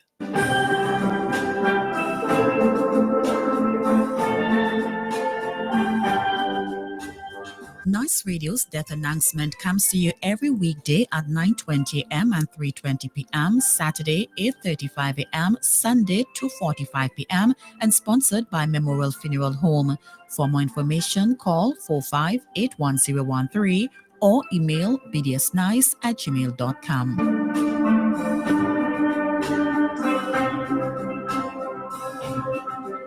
Memorial Funeral Home is the first in SVG to offer on-site cremation service. The new and modern crematorium provides a safe way to memorialize your loved ones. Memorial Funeral Home offers a variety of urns in which you can preserve your loved one in a personal way. Cremation can ease the financial burden as it reduces the cost of a standard funeral service by 50%. Caskets can also be rented. Cremation is a necessary option to the overcrowded burial grounds across the country. Their friendly and courteous staff will continue to take care of all your funeral needs, whether you choose to bury or cremate. If your loved ones die abroad, there's no need to worry. Memorial Funeral Home can assist in the transportation of bodies to SVG and from SVG to any part of the world. Memorial Funeral Home services can be accessed at their two locations, In Kingstown, in the Russells Building at telephone number 453-2697. And in Mesopotamia at 458-8888. The Memorial Funeral Home, leading the way in modern and affordable services. Call us. We care. The death is announced of Urta Gibson, also known as Cindy of Dorsetshire Hill and Calliaqua, who passed away on Wednesday, February the 5th, 2025. She was 67 years old. She is survived by her husband, Mr. Orlando Gibson. Children, Crichton, Lester, Michelan, Jasano, Leslie, Brenton, Kiara, and Lemard. Adopted children, Diana and Tiara. Many brothers and sisters in Trinidad. Grandchildren, Zidane, Jayla, Paige, Kadia, Connor, and Misha. Niece, Inal. Daughters-in-law, Nick and Janine Gibson. Cousins, Keon, Randy, Darren, Lee Chow, and Joycelyn. Close relatives and friends, Leroy, Gloria, Kim, Trimbler, Venny, Celio, Paki, Annette, Cap, Nadia, Zian, Fonia, Winfield, Mike Brown, and family. Other relatives and friends, the Morgan family in Calliaqua, Pastor Days and family, the Graves, Gibson, and Mofford families in Dorsetshire Hill, all the boys on the block in Dorsetshire Hill. The funeral service of the late Urta Gibson, also known as Cindy of Dorsetshire Hill and Calliaqua, will take place on Sunday, February the 16th, 2025 at the Dorsetshire Hill Evangelical Church. The body will lie at the church from 1 p.m. Service begins at 2 p.m. Interment at the Dorsetshire Hill Cemetery. The death is announced of Lennox Kenneth Huskisson, also known as Reds of Lomans Hill, Leeward, who passed away on Monday, January the 27th, 2025. He was 68 years old. He is survived by his wife, Mrs. Celine Huskisson Cruikshank. Children, Delano, also known as Priest, Roxanne, also known as Mary Barker in Kittels, Dylan, Celicia, and Tevin Huskisson working at K Group. Sisters, Gillian in St. Vincent, Judy and Jennifer in England. Brother, Giuliani. Grandchildren, Omari Barker, employed at Career Supermarket, Jamari Barker, employed in Mustique, Jaquan and Rashawn Huskisson, employed at K Group, Tristan, Kenaya, Tevanique, Ashira, Azaria, and Orion Huskisson. Nieces and nephews, Kimberly and Randall in England, Rodney and Javed in St. Vincent, Aunt Nerlene Huskisson. Daughters-in-law, Jody and Ashika Huskisson. Sisters-in-law, Suzanne Dublin in the USA, Marcia Cruikshank in Canada, Martina Lewis and LaFleur de Silva in St. Vincent. Brothers-in-law, Halmando, also known as Press, Roy Cruikshank, Ver Deron and Phil de Silva. Cousin Evan Lohman in Florida. Close relatives, Miss Julia Clark, Joseph Delves and Sandra Huskisson, the Cruikshank family in Lomans Hill, the Huskisson family in St. Vincent and England. Other relatives and friends, Melvina Peters and family, Kelly Glass and the K Group family, Elvon Burke, Bernard, also known as Smoke, Everard, also known as Jumbie, Buttercup and family, Rafi Tanis, Lero, Kendall, also known as Briggs, the Bullock family, Noel Woodland family, Kevin, also known as Rasta, the Compton family, Jermaine, Bernard Joseph, also known as Busher, Aaron and Elaine Shallow, Carl and Lavon Jackson, Ivor and family, Fernando Horn, also known as Bamboo, Christopher Benjamin, members of the Apostolic Faith Mission, Lomans Hill, and Vinci Truckers. The funeral service of the late Lennox Kenneth Huskisson, also known as Reds of Lomans Hill, Leeward, will take place on Saturday, February the 15th, 2025 at the Camden Park Apostolic Faith Mission. Service begins at 11 a.m., viewing at 10 a.m., interment at the Lomans Hill Cemetery. The death is announced of Cedric Alexander Jarvis, also known as Nappy of Greg's Village, who passed away on Saturday, December the 28th, 2024. He was 75 years old. He is survived by his 12 children, Juliet, Sibren and Franklin Maloney, Petola Matthews, Ansel and Dick Wilson, Vinette Francis, Catherine, him, Ibu and Denden Jarvis, and Fayan Charles. Brothers Elmore, Lismore, Vernon, Reggie, Georgie, Tracy in Trinidad, and Israel in Barbados. 34 grandchildren, 10 great-grandchildren. Nieces including Cecilia, Sharon, Kayleen, Chrissy, and Michelle. Nephews including Kenville, Cornwell, and Maxwell. Sisters-in-law, Sharon, Judith, Debbie, Hannah, and Stella Jarvis, Jean in England. Close relatives and friends, the Spencer family, the Jarvis family in Lomans and Greggs, the Matthews family, Maida, the Rollins and Walker families.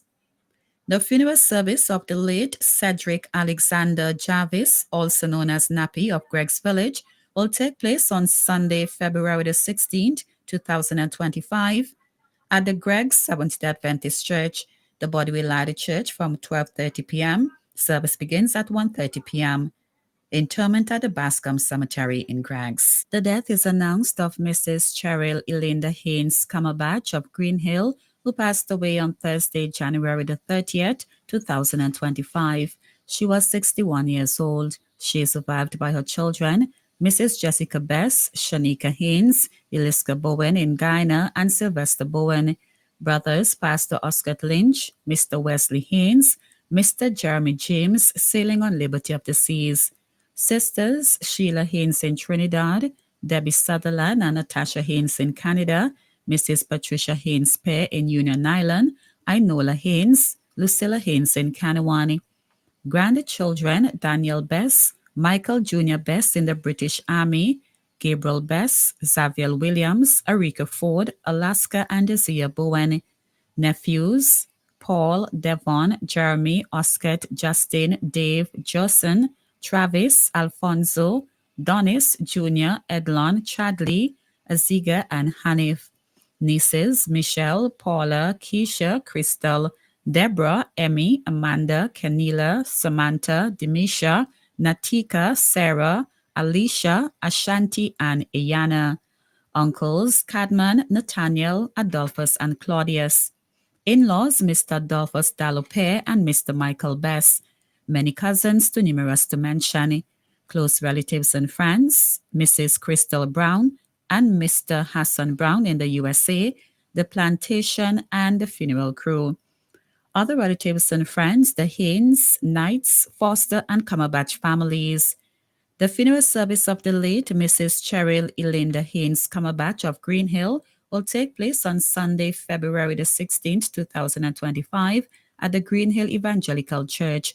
The body will lie at the church from 10 a.m. Service begins at 11 a.m.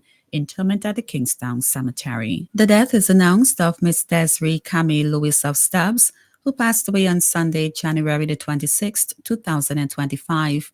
She was 54 years old.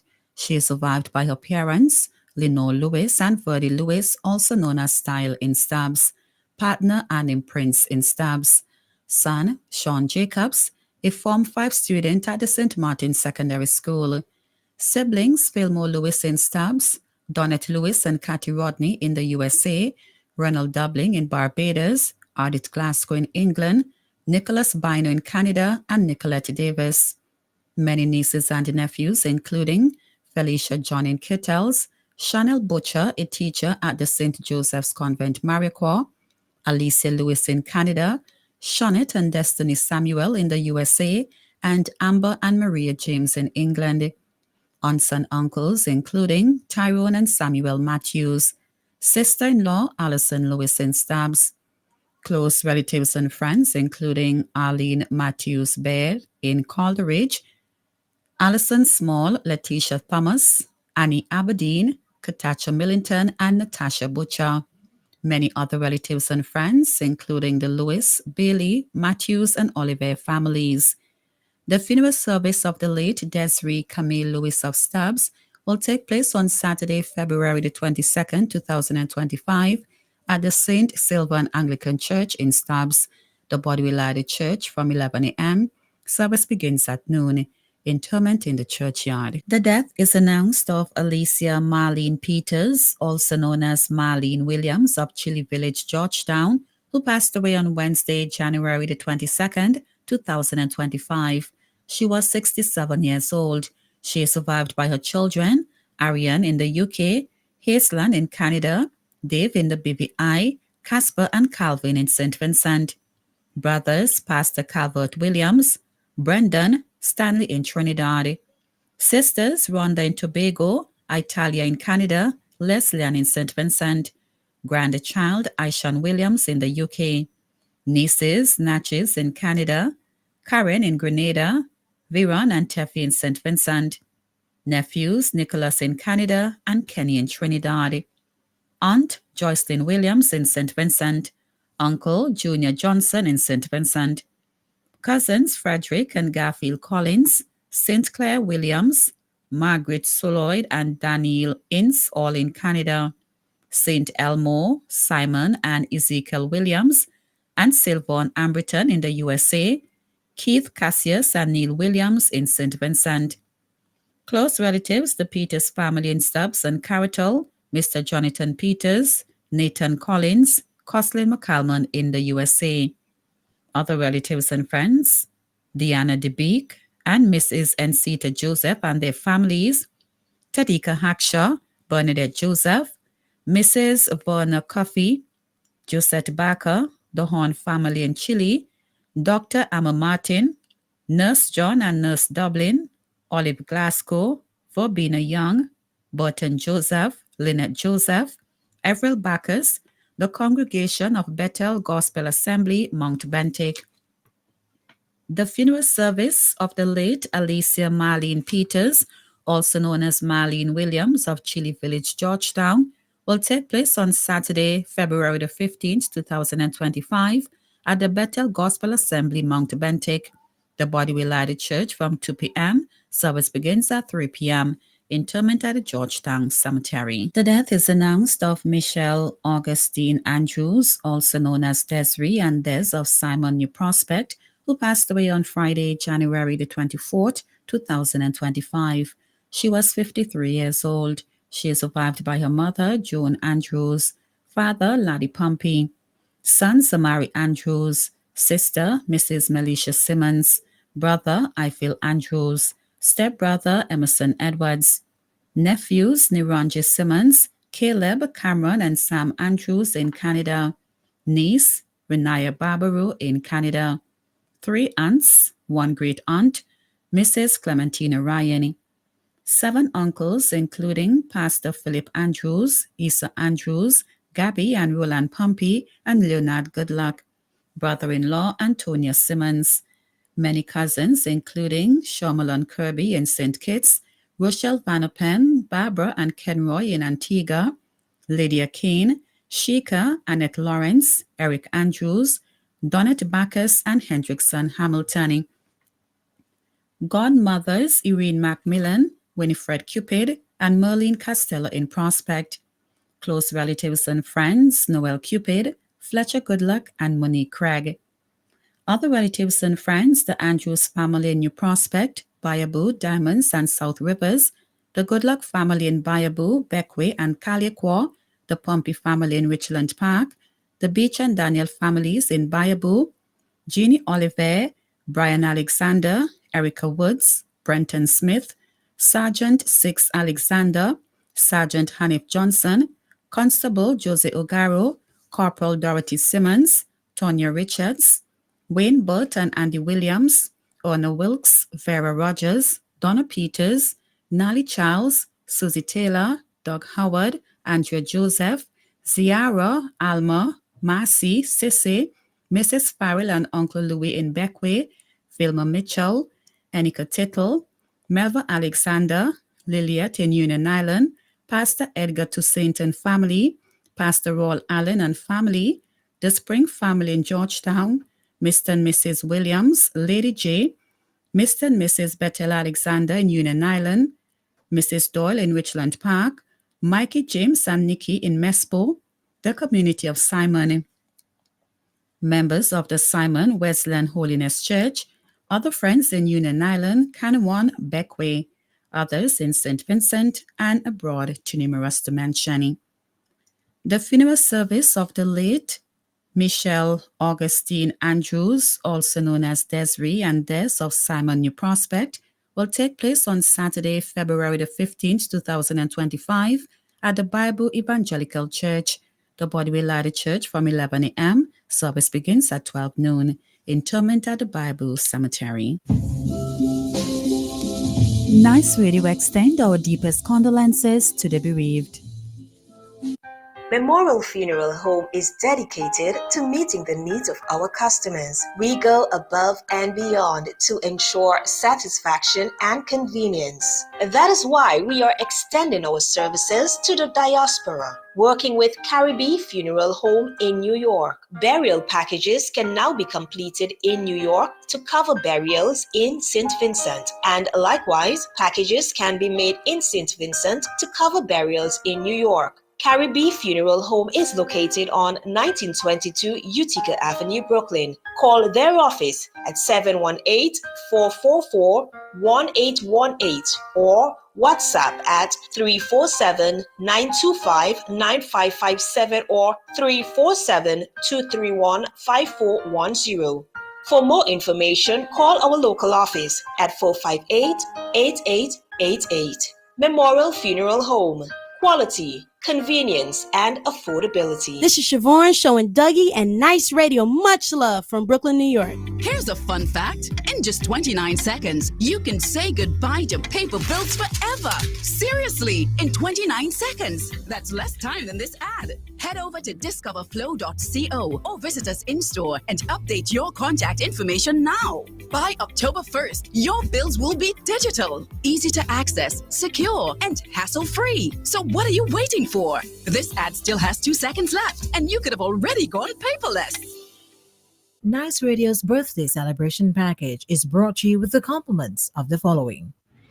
Get dinner and candles alight, popcorn for your movie night. One stop and get it right. It's that good. We've got what you're looking for. All the brands you love and more. Get everything at Massey Stores. Massey Stores is where you wanna be. We take care of you like family. We do all that we could to treat you like we should. It's that good, it's that good. That good. When you shop at Massey Stores. That good. Massey Stores, our family serving your family. Welcome to Subway, where you can always have it your way. My name is Stacy. What can I make for you? Hey Stacy, I'll have a chicken teriyaki salad. All veggies, please. And for my daughter Naomi, a pizza. Naomi, what would you like to have on your pizza? Pepperoni bacon. They've got tomatoes as well. Pepperoni bacon. What about some fresh onions, corn, pineapple? Pepperoni bacon. Naomi, you can also have olives, jalapeno, extra meat. Nope, pepperoni bacon. Stacy, can I have one chicken teriyaki salad, all veggies please, and a pizza with pepperoni and bacon? You can have it your way. Come into our uptown or downtown location today or order on your favorite delivery app. Subway, have it your way. The birthday winner of the week will receive a $20 gift voucher from Massey Stores, a $20 meal voucher from Subway, and free IPTV for 1 month from Vinci Stream.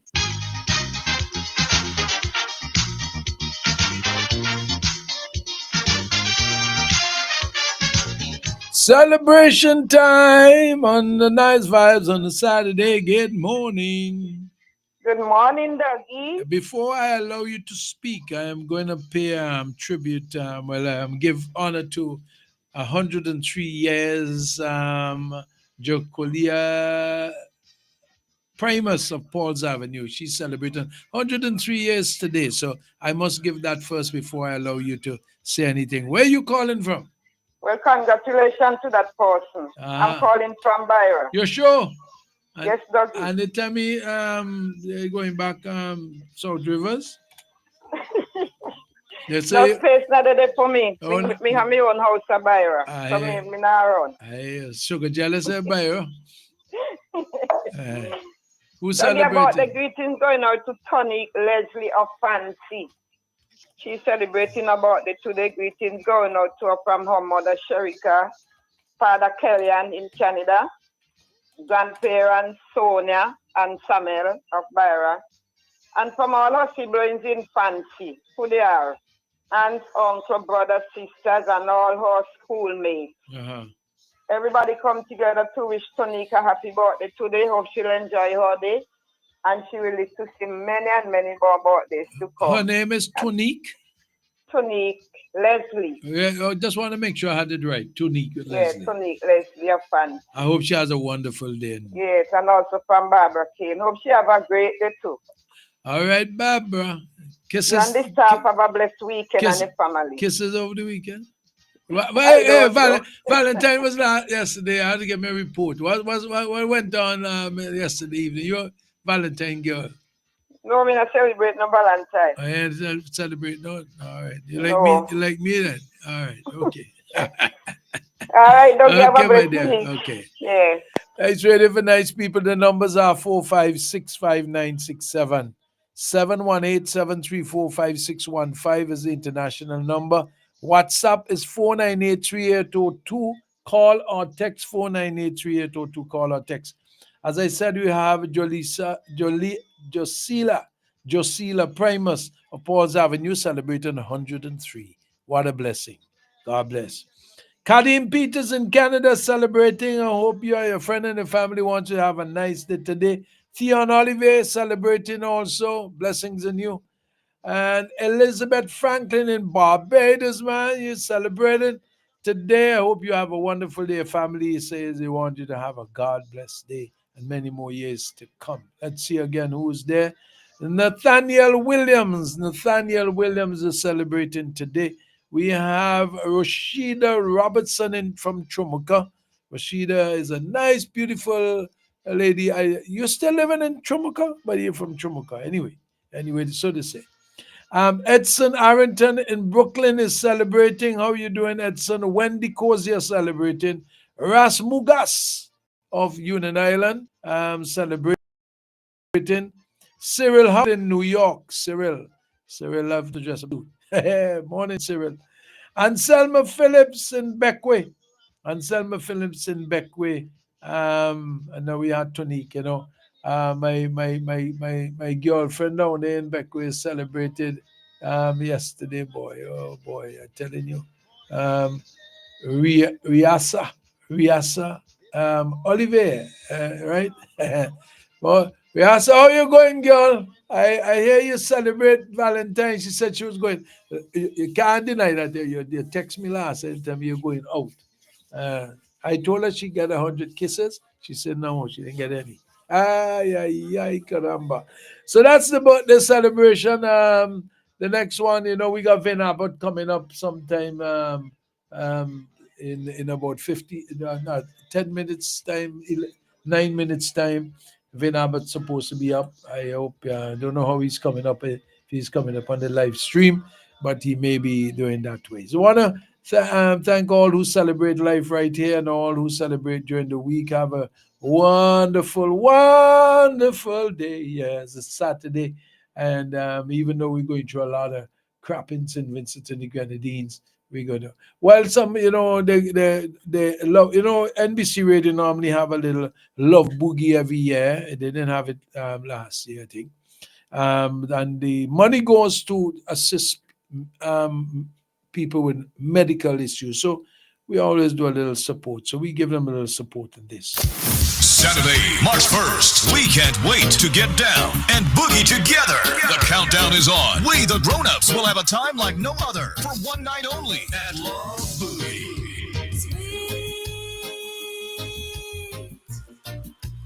Dreams of you. Love Boogie. Send me the pillow that you dream of. Where we'll be dancing to all the best retro music on the biggest dance floor. Dolphins Gymnasium is the place to be for Love Boogie. Live performance by the RSVG Police Band. And spinning that real old school. The legendary Too Cool Chris, DJ Eminem, and Team NBC. Get those regular tickets now at NBC Radio's car park for $75. Pay more at the door. We're dancing for a worthy cause. Remember, all proceeds in aid of the National Medical Fund. Administered by NBC Radio. See you at Love Boogie. Saturday, March 1st, inside the Dolphin Gymnasium. This ad is sponsored by Nice Radio. The ultimate reggae event is coming. Saturday, March 8th, the Pier 1 Beach Club comes alive as Boss Lady Laura, in association with DAC, presents Reggae on the Beach. Reggae on the Beach. Featuring a star-studded lineup live from Jamaica, the iconic Chuck Venda. Yes! A big one like you. Rip up a 6-year-old baby. Guess them online. Chuck Venda. Also featuring the legendary Little Hero. Little Hero alongside Royal Flames.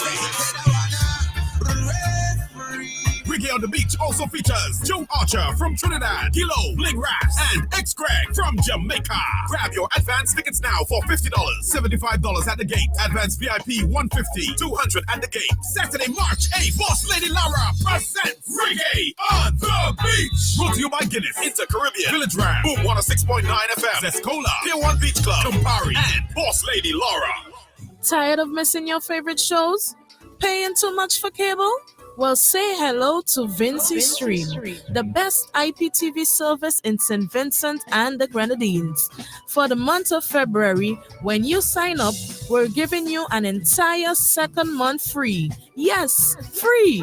Pay for your first month and enjoy the next on us. And it gets even better. If you're already a Vinci Stream customer, bring a friend and save. When they sign up using your username, you get 50% off your next bill. It's that easy. More channels, better quality, and unbeatable deals. Only with Vinci Stream. Call or WhatsApp us at 784-532-2827 to get started. Vinci Stream. Stream your world anytime. Anywhere.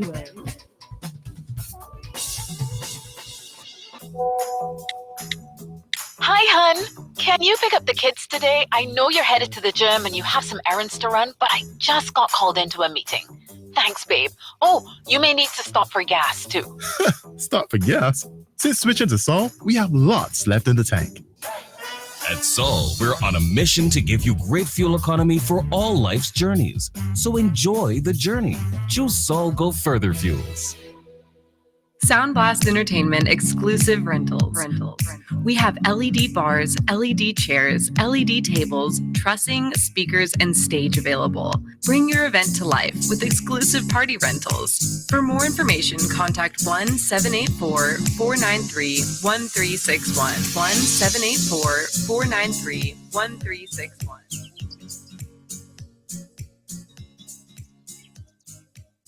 Got one more WhatsApp message that came in there just a while ago, so we will give that out.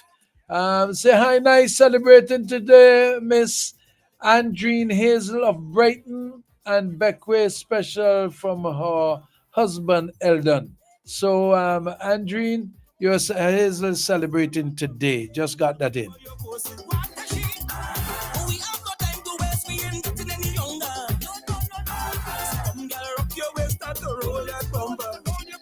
We live a little. Life is not promised to no one. And we live a little. Let me get on back in this session. Now what you talk? Push back on it, baby. Push back little harder. We live a little. Throw back on it. Surely you not getting younger. Oh, why you have time? How will you start mine? Joke right. I woman in front of a man because old age don't catch up with you. So come on, let me take a little jam and be young. Old age don't catch up with you. So come on, let me take a little jam and be young. Why every time it's carnival, you want to stay in your slumber. Man Olatunji for 2025. You listen to Nice Radio on the Saturday mornings, Nice Vibes. Come out and shake a leg before old age reach. And we live a little. I got somebody on the line. Good morning. Good morning, first man. Yes, well, I'm just gonna you time me, man. I know you would not be in this morning. I got the text from you, so I was going to deal with it this morning. Just a while ago. Yeah, just but before. I called. I just missed about the greeting. Yes. My Yeah. grandson is Oh, celebrating today. you have a birthday Yes, greeting. So we go kill two birds with one stone. But that's please, you right. can't say that in Antigua because they lock you up. Yes, we can kill more. What's your grandson's name? His name is Osei Nimblet. Spell for me. Osei. Oh, okay. EI. Okay, so I would have spelled it Yes. wrong. Osei Nimlet. Yes. Of Glen. Yeah, so family to He's them celebrating his Nimlet at birthday. Sion Hill. Pussy and them. Your family, his family to Nimlet at Sion Hill. Pussy and Yes, Pussy and all of them. Yes, the Nimblet. All right. No, So the first lady would not be selling any blackfish today. blackfish today, No saltfish, no no dumpling, saltfish, no dumpling, no no breadfruit, nothing, no no sweet bananas. potato. I must apologize. I sent out the broadcast, but Yes, I must apologize to all my customers. It's unfortunate. It's unfortunate. Minute, so. It is what happens sometimes, Yeah, but I miss because everybody looking forward for food on the playing field. Yes, well, it happens, but not to make it a worry because we can't change. We can't change what is happening. So can't change what next is week. happening. Next week, God's spare life. I hope we don't have rain next week, so we could enjoy the everything. Yes, the sunshine and sit down and enjoy your lunch. Certainly. Yes. So it's raining out there. No, it's not. Okay, the sun is shining bright. We had quite a bit of rain up Dorchester Hill this morning. Okay. Yeah, it's bright now. When I just came, I went outside and it was bright and nice. But yes, it's bright. It's nice. I've been running up. It's gonna be hot today. I can feel the sun stinging from where I'm standing here. I hear you. All right, my dear. So first lady not in the house. I gotta go. I gotta piss. All right, Mr. D. Well, you have a wonderful weekend. God bless. God bless you. All right. Vinab, there'll be a repeat program from Vinab this morning from yesterday. Just send that to me. He's unable to come and do the live. Everybody move, let your body move. Shimmy bye bye bye bye bye. Keep on grooving, keep on grooving. Nice Radio presents Healthy Vibes, a live health education program aired on this station on Saturday mornings. Healthy Vibes looks at the total person, physical, emotional, social, and spiritual, with emphasis not only on diseases and conditions, but also on the importance of individual, family, professional, and political responsibilities to health and well-being. Healthy Vibes addresses issues not often talked about.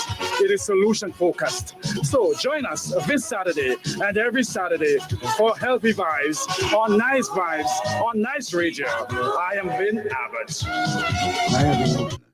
Wherever you are, whatever the time in your place, welcome to today's program and thanks for listening.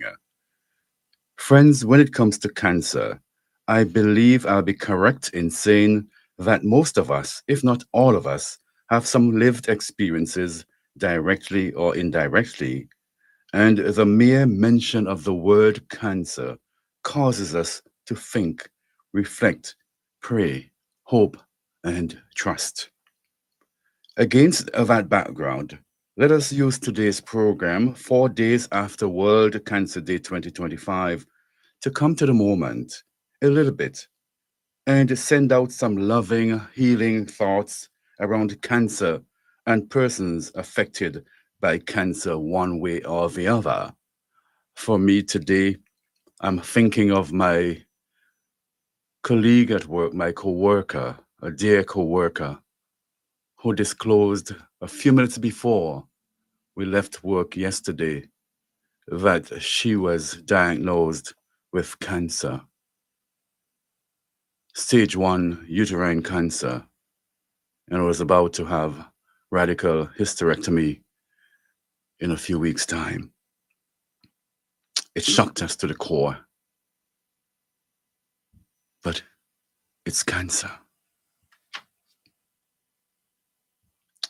Friends, each year, February the 4th, is commemorated as World Cancer Day, and that was last Tuesday. It marked 25 years of signing the Charter of Paris Against Cancer at the World Summit Against Cancer for the new millennium. On this year's World Cancer Day, and that's according to the World Health Organization, yes, on this year's World Cancer Day, themed United by Unique, which is a reminder of the collective commitment against cancer, WHO acknowledges every patient's unique experiences and the value of people-centered care delivered jointly by healthcare providers, families, friends, and communities. The truth is, cancer, says the World Health Organization, is a leading cause of death worldwide, accounting for nearly 10 million deaths in 2020, or nearly 1 in 6 deaths. The most common cancers are breast, lung, colon, and rectum, and prostate cancers. Around 1/3 of deaths from cancer are due to tobacco use, high body mass index, alcohol consumption, low fruit and vegetable intake, and lack of physical activity. In addition, air pollution is an important risk factor for lung cancer. Cancer-causing infections such as HPV and hepatitis are responsible for approximately 30% of cancer cases in low and lower middle income countries. Many cancers can be cured if detected early and treated effectively, according to WHO. Well, friends, that's good news, especially on that last point about the survival rates improving because of early detection and effective treatment. Yes, according to Mayo Clinic, survival rates, that is, are improving for many types of cancer, thanks to improvement in cancer screening and treatment. Friends, you may ask, what is cancer? Well, simply put, if I can use that expression, a working definition will be something like this. Cancer refers to any one of a large number of diseases and characterized and known by the development of abnormal cells that divide uncontrollably and have the ability to infiltrate and destroy normal body tissue. Cancer often has the ability to spread throughout our body. That happened for real to a friend of ours from Guyana, 32-year-old Octavia. And she reported her story along with many other women of color in an edition called Uncovered, a breast recognition project. We're going to read Octavia's story for you and her message for us as we continue to observe Breast Cancer Day 2025. And I read here, there's a heavy stigma in the Black community surrounding mental health, admitting to need help, trusting healthcare professionals or authority, and opening up about personal struggles and experiences. Unknowingly, this has become a part of our culture, thought, and passed down. Knowing that these underlying factors have been set in the minds of family around me, there was difficulty having fluid, open lines of communication about what I was experiencing and feeling when I was diagnosed with breast cancer. Having gone through treatment, I implore all women of color who have been diagnosed with cancer to jot down and ask questions and get all the clarification required. They say there's no such thing as a dumb question. On this journey, that stands true. As independent as you may be, have a designated person who is briefed on all the information required for your treatment plan. There may be moments when you are too mentally and physically exhausted to deal with everything. Going through this experience has shown me how fragmented the healthcare system is. There are supports available, but healthcare professionals often do not mention them. Most often, it is up to you to find the resources, get in touch with the doctor to issue the referral, and then follow up with the office to which you were referred. This process is very stressful, especially when you're enduring so much mentally, physically, spiritually, and emotionally. If the healthcare system could create a program or a system where referrals for support are automated as soon as you're diagnosed and you can decline any service or services of which you feel is of no need to you, this can ease the burden of dealing with cancer. There has been very minimal representation of women of color in support groups, pamphlets, nurses, doctors, and even information that is given to you from healthcare professionals. The healthcare sector still fails to recognize that it's not just white people who get cancer. Black people do too. And the methods, medicines, practices, and treatments that have been created and adopted for hundreds of years have to evolve with the times as well. Healthcare professionals need to be mindful that their patients are not cookie cutter. While the book they learned from is a guideline created with data from the standard control, a white male, female, remember there's a life in your hands that is not white and does not follow that mold. It's not just white people, my friends, who get cancer. I want to bring awareness to the lack of representation of Black women with breast cancer and be a voice for these women who have to face these struggles and fight for their life at the same time. You're not alone, and I can empathize with you, yes, with your pain. Advocate for yourself, speak up. If it means going over somebody's head and breaking that chain of command to be recognized and be seen, do not be afraid to do it so you are respectfully heard. The words of Octavia, a 32-year-old Black Indian Guyanese diagnosed with cancer at 32 years old, stage 2 cancer. Friends, that's how we end today's program.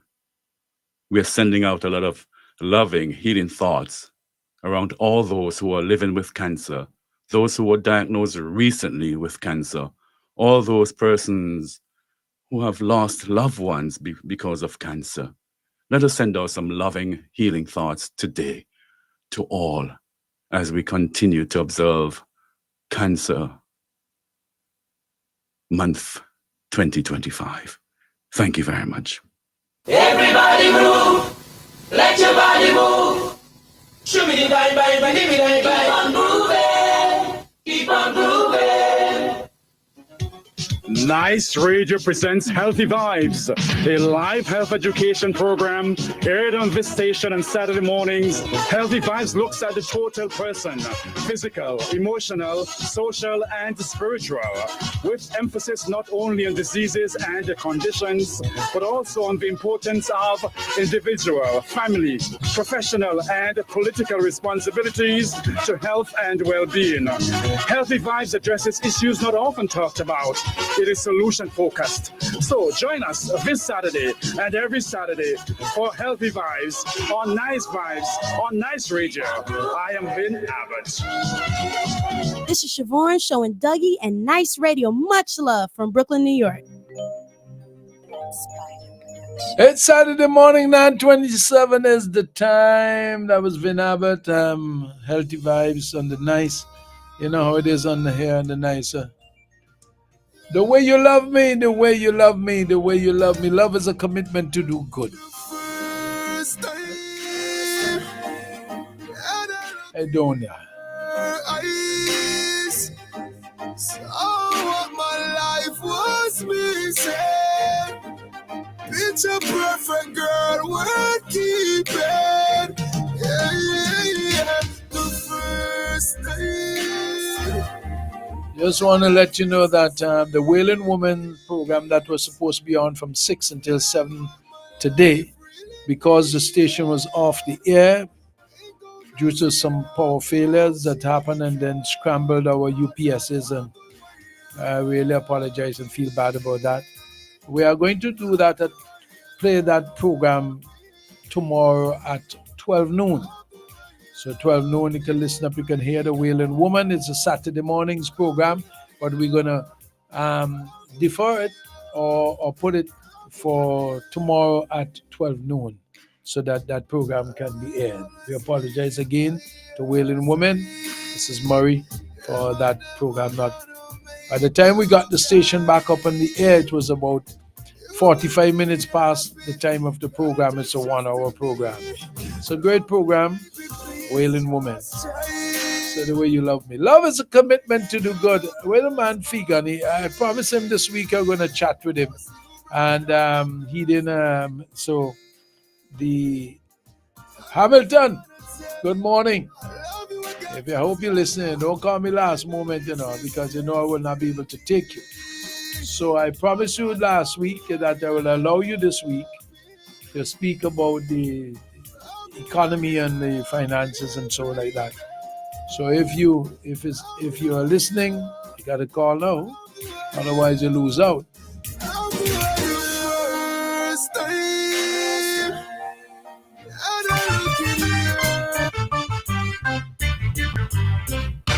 Sit yourself down and talk to me.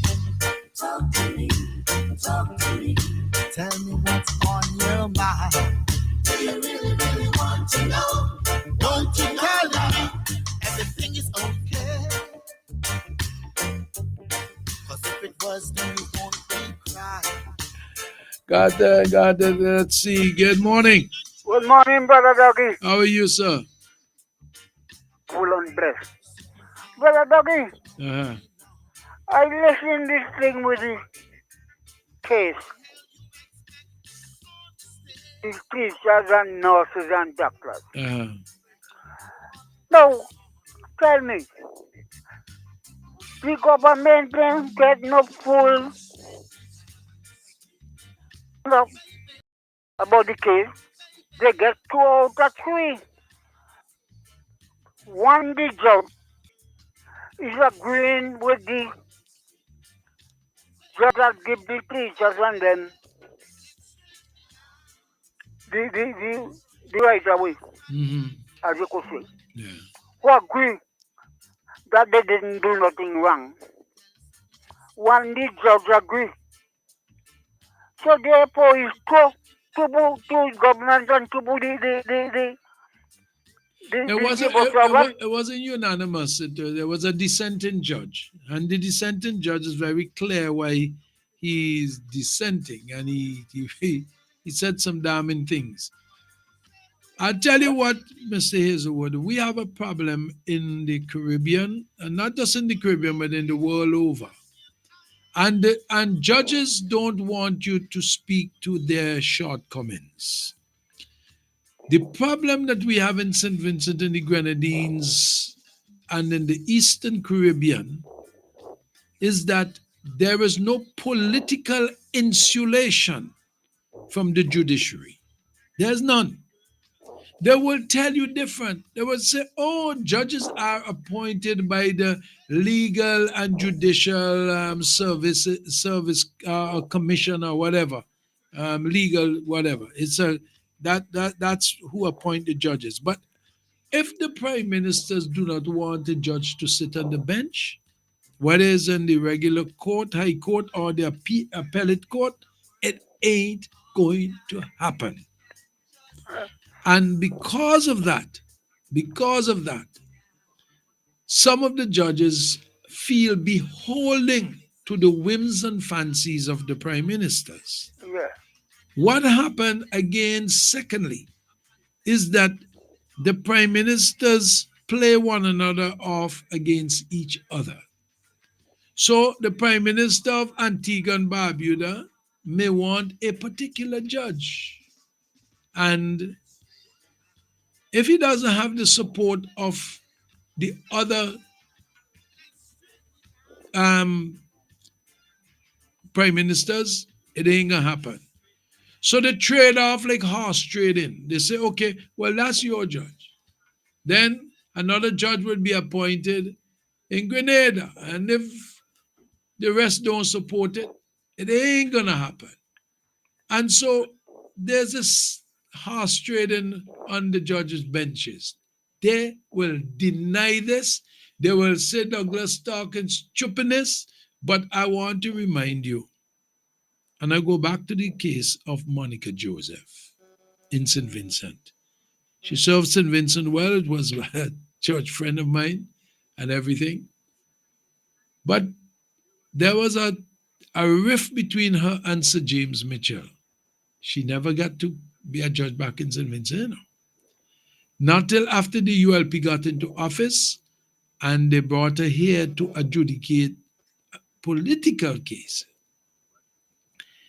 Also, you remember the issue of Aline from Dominica, where Mitchell in Grenada, the Grenada Prime Minister didn't want him back, so he eventually demit the judge's bench and went into retirement. And this is what happened. The head of the Eastern Caribbean have always been critical of that pronouncement by the head of the Eastern Caribbean Supreme Court when she was appointed. It tells you how deep-seated. She basically prostrated herself and genuflected to the prime ministers. But Dougie? Yeah, and say, oh, she bowed down to them to say that I want to thank you so much for putting. No, that put a lot of things into question. But Dougie? How I look at that? This is not a done case. No, they're gonna go to. This have to go back to Privy Council. It's like a high court, right? No. It ain't Mr. Hazelwood, listen to me, please. You just say something that is wrong. So I'm just correcting you. There will be no retrial unless the Privy Council. Well, is that coming to? Yeah. Is that coming to Dougie? But the Privy Council will make the final decision on it. No. What I'm saying, it come like if you have a case, like judge case in the High Court, right? With juries had to be in that case. If the witness, you got 3 witnesses by his side, right? When the judge listens to his 3 witnesses by his side, when they sum up the case, and when he don't sum up the case, he said, gentlemen of the jury, go and pick out the right from the wrong.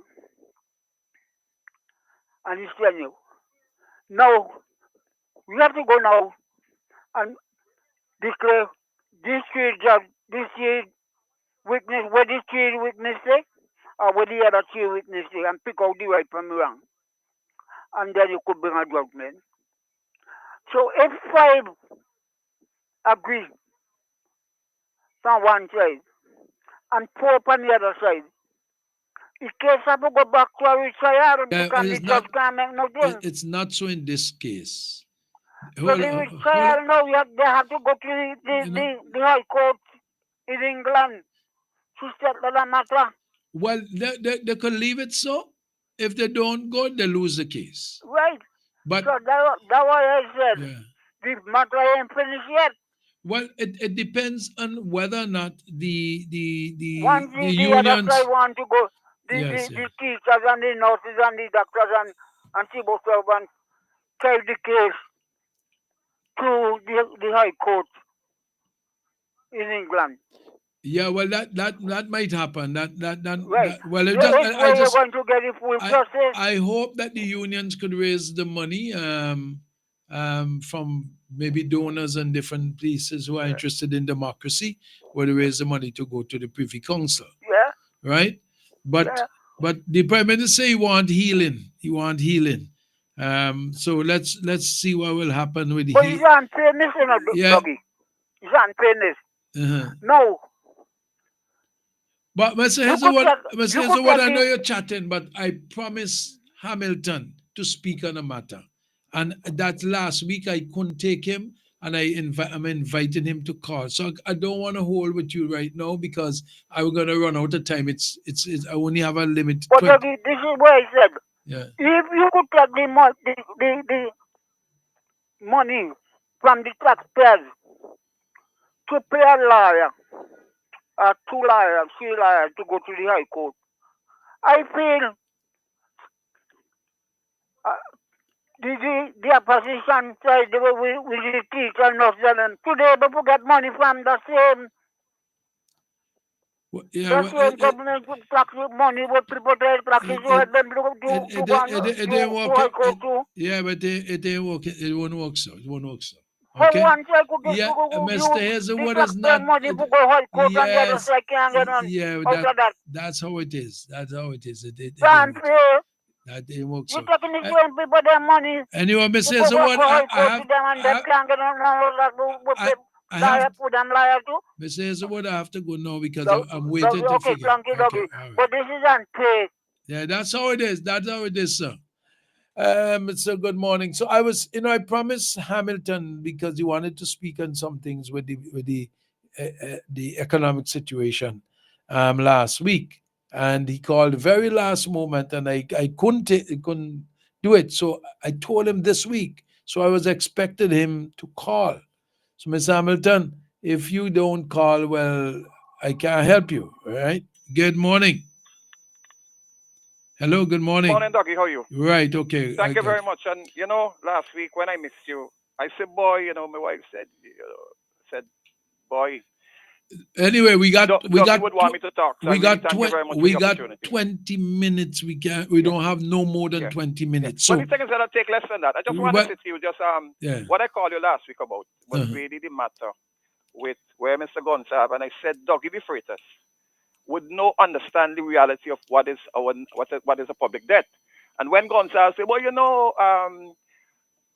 chipping away at the debt, we carry it from 700 million to really 700 million to 200 billion. I mean, for me, Doug, you would know the gravity of the economy. That is not true. Because if then that you had money to with the way to cut down on the debt of Argyle, obviously we would not have been moving the overdraft. And you would understand overdraft from 32 million to 85. And even when at 85, you go to 108. And so there are a lot of people, and this is why, sometimes I want people calling. You have to call people who would understand. And I think, Doug, you're one of the persons who understand the gravity of the economy. And so 2010, we found in a situation where the external skyrocketing over the internal debt. It's very grave. And Doug, even in a private house, why is it that you build up a debt? You build up a debt when you don't have a productive sector.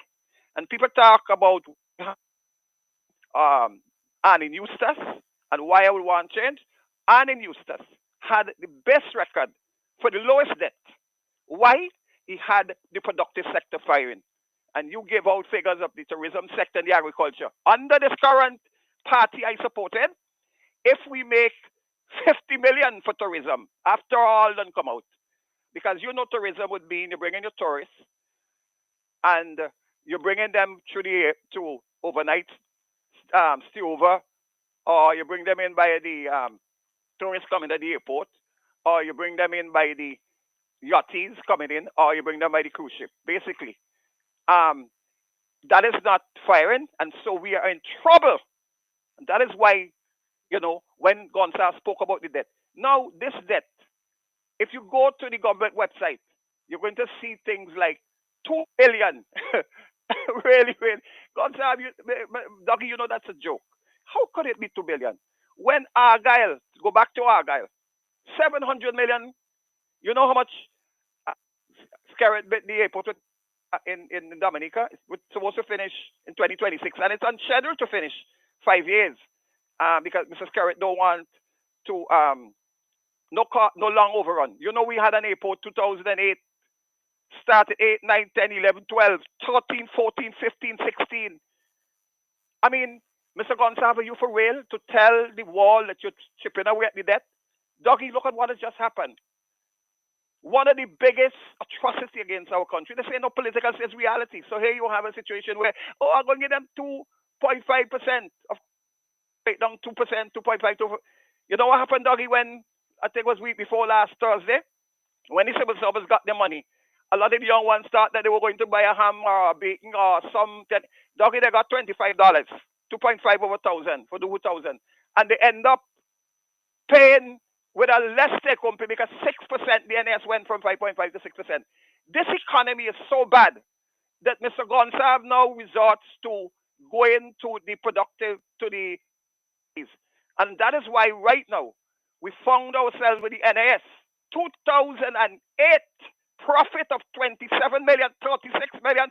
And Eustace was there, and you notice I said, because I can't put honorable to any of them here in the ULP. 2.27 million by 2010 NAS profits fell to 5 million. That NAS now is in a serious bind. Let me give you another shocker. You know, Doggy, that about 2 months ago, just before the month before the Christmas, Camelo came out and said, ladies and news for you. You remember the users were saying 63 million for a Baiko Clico fiasco. Should not have happened. Should not have ever happened for any Caribbean country if they had done due diligence. Well, Gonsalve don't know the due diligence. He just, do we feel like doing it? And $58 million what Gonsalve said. 58 million has now turned into a loss of 290 million. NISO has 20% shares in the Bank of St. Vincent and the Grenadines. Think about the implications for that. Think about why our rates are going up. Think about the gravity, to go back to Argyle, with that there is really not even money to upkeep it, 32 million. All I'm saying this to say, Dougie, we need to challenge Gonsalve in a more wholesome way. But there are a lot of people, even politicians, that doesn't seem to understand the gravity that we have a failed state. Dougie, there is no tourism sector. Unlike all the other countries in the Caribbean, there's no agriculture sector, another area that you want to be able to generate an income. So actually, there is really no mean significant productive sector to run the country. So the only form Gonsalve could do is to tell lies about the economy and also tax us to oblivion. One last thing. So I hope people are understanding that all them planes you see coming in at Argyle cannot be of any genius of Ralph Gonsalve. They're paid to land. Skerrit with an international airport, building, not present.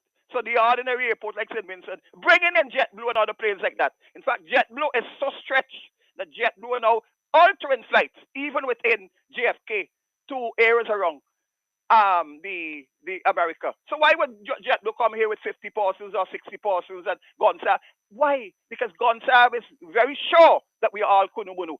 You're not going to get away from Dougie. Sure, would not have gotten away from Adam Eustace, and you're not going to get away from Hamilton. All I want you to do is to understand. Come and tell the people what you told them in April 2021, that you didn't have the 30 billion. And it goes back finally to what I just want to say one last thing and come off. Dougie, I'm very disappointed that this has nothing to do with judges making wrong decisions, because we have had that even in America. This situation is one where you had a population that depended on the government at the time. Well, I don't really, it's very difficult for me to say government, because we had a government under Arne Eustace. What we have here is you say you don't like the word communist or socialist, but we have a system like Venezuela where one man rules. So I could tell you that I ain't lying, because Straker didn't have a say. None of them in that party would have a say. Those people under the NDP. I just want to correct you one thing you just said. Go ahead, correction. I never said about communists and socialists. I said that we do not have, we do, no, I understand. I just want to correct you because you said it badly. I said we do not have a socialist mentality, a socialist government, because if you understand socialism, and you look at Sweden, you would see right. Yes, what we have is communism and dictatorship. But dictatorship. in dictatorship. St. Vincent Because and the as you, Grenadines. it's correct, and you're correct. But just to go back clearly, what has But happened? let me just just No, little let me piece. just say this last week. This part. No, What has hold happened? on, hold your thoughts, hold your thoughts, hold your thoughts. I ain't running you yet, Yeah, okay? go ahead. Because I promise you this time. So No, I really appreciate what you've right. done here now. Okay, Thank listen. you very much. Go ahead. We because Carl, I ain't reach here yet. So Okay, my brother, go ahead. I have a little time. Love Now, you very much for and what I you've done before here. to God have a bless you. discussion. Yes, sir. Now, let's go back to the chipping away of the debt at the Yes, airport. please. So he says that he's chipping away at the debt at the airport. Now, I wanted to listen carefully. First of all, the airport ain't cost no $700 million. God bless you. We're talking over a billion. Julian Francis, after One. I persistently call him out on the debt, said it cost $1.35 billion. Julian Francis said that if you doubt what he said, you doubt John 3:16. He said the debt, the cost that is 1.35 billion, but we get some in coin, we get some in lands, we get this, we get. He come up with his own scenario, but he admitted that the cost was 1.35 billion. So let's establish that. Hold on. Let me finish. Just hold on. Go ahead. I listen to you. So we're talking now about the chipping with the debt. So let's say we had a debt of $700 million. And we start paying it down, which we have to. We're committed to paying our debts. But the national debt in relation to the airport, Yes, please. if you have a national debt of $2.5 billion, which is public debt, national debt of it's $3 billion now they admit. I think it's about 5 or 6 billion. Well, I know that. We know that. They say what they admit. 5 or 6, what they're saying. But if you had $700 million to the airport and putting up that figure, and you paid down $100 million, but the agriculture or other debts in the country rise by another $150 million.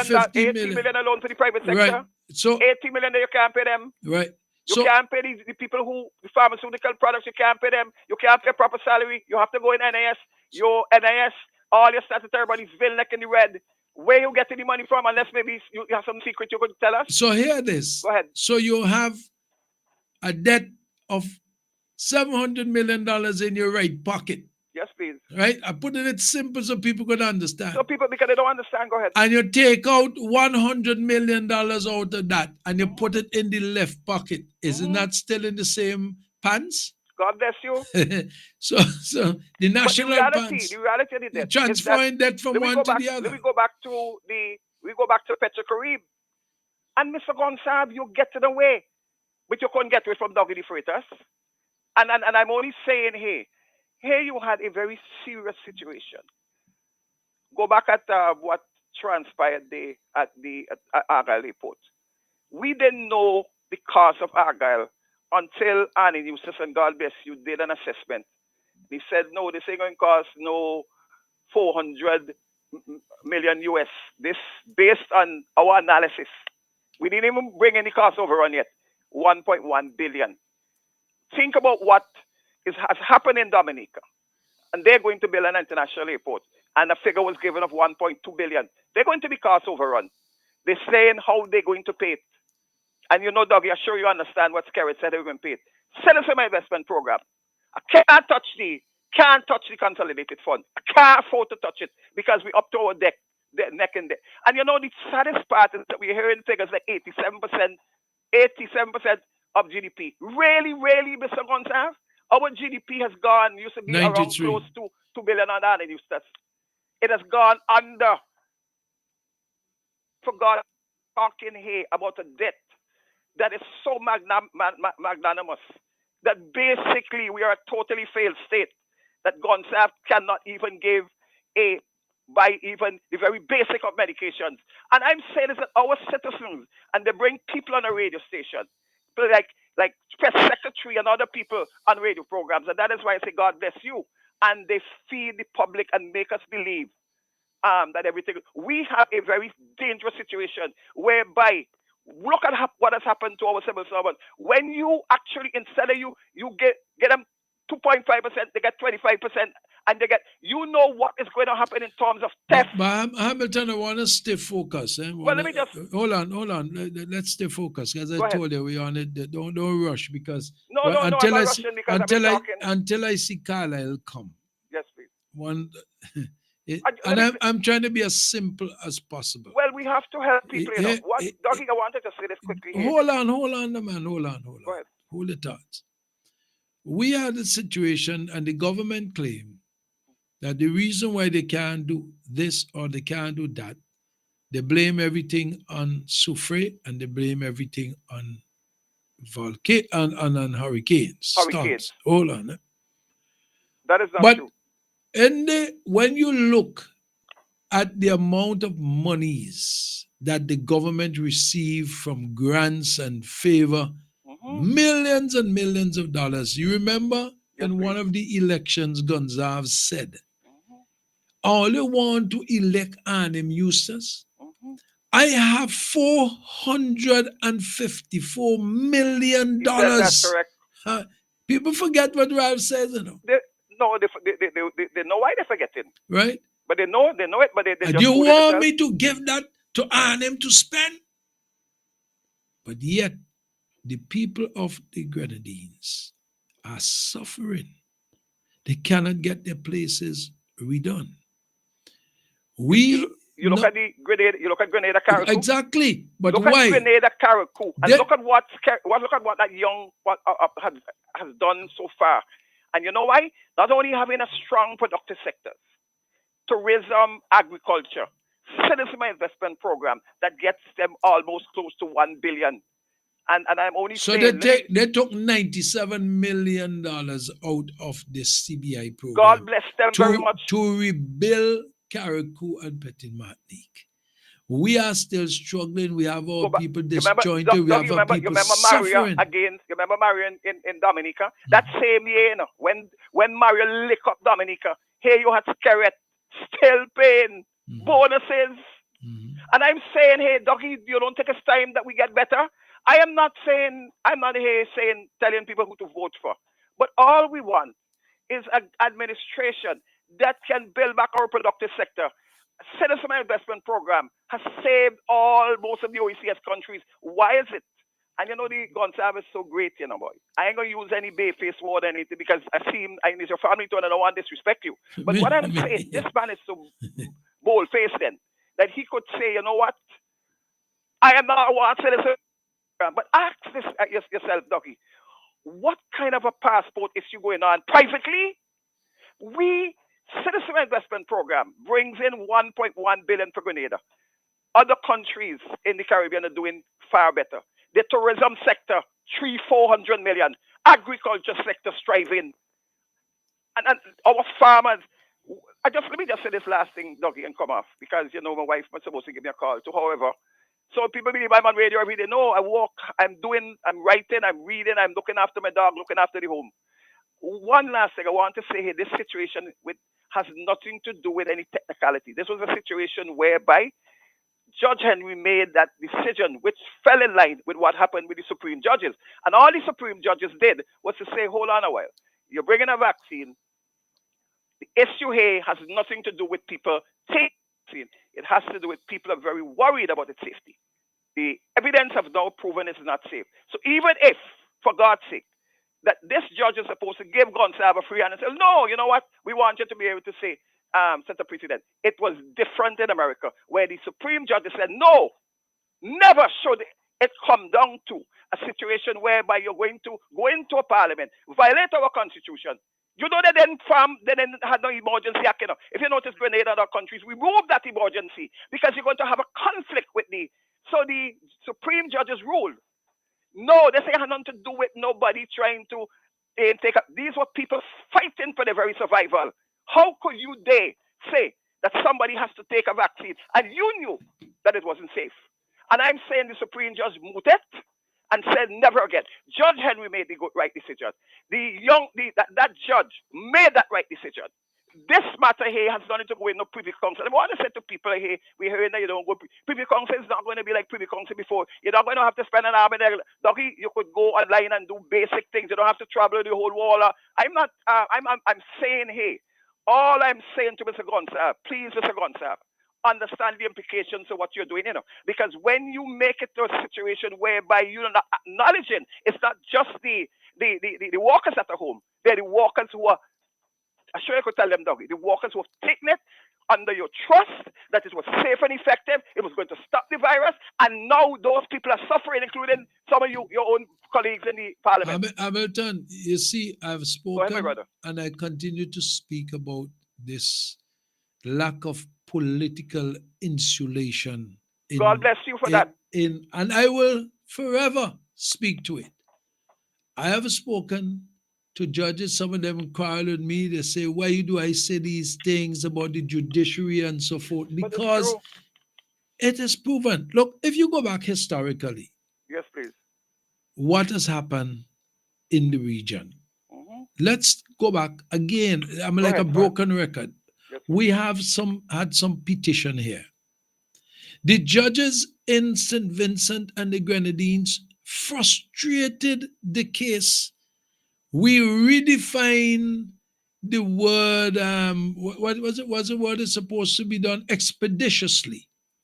Expeditiously took on a different meaning. Yes. They rewrote the definition for expeditiously. My God, look how long it took them, Doggy, to give a decision. And it is not completed. 2015, you have petition cases that's still on appeal and has never been.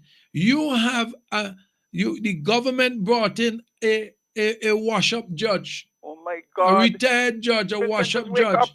Dust him off like from off a whole pan and put him to adjudicate on the petition cases. Correct. He ruled in favor of the government.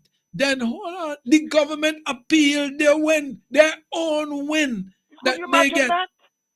Could you imagine that when you're all ready to go and vote? Go ahead, Doggy. After he listened to all the evidence, where even the woman star witness of the ULP yes, please, said that she was told to do this, she was told to do that, she carry home ballot boxes, that because she was instructed to do that and so forth. All of those confusion Could took I place. get a little joke here, Doggy? Yeah. Imagine your friend Cuttle. He said, ladies and gentlemen, you talking to honorable man, telling Anna Eustace, because Mr. Eustace is very low, I'm very sorry, but we can't really go and check ballots and counterfoils. Because if you only check ballot, we're going to know how people... Mr. Cutler, are you for real? I mean, for me, that itself hot the living daylight. And I said that Supreme judges called him by us and said, new judges, and expeditiously. One, read this thing quickly so that the world could understand Annie Eustace. And why I was so strange. Opposition leader and Honorable Annie Eustace has expressed a lack of confidence in the country's judicial system. But Eustace further said that the number of cases that has been discontinued within recent years has increased. Everything that you're saying in this document, we have had so many cases, Nolly Pross, over the years. Something that you had hardly heard before St. Vincent and the Grenadines.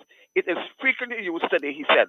He said that there was a lot of talk about the judicial system and the question of confidence. This is a man here, he ain't as passionate as Hamilton. This is a man who basically is more profound than me. Of course, I am not saying that I'm not profound, but this is a man who really, and when you hear Eustace, it taught him to speak about that. He said that there was a lot of talk about the judicial system and the question of confidence.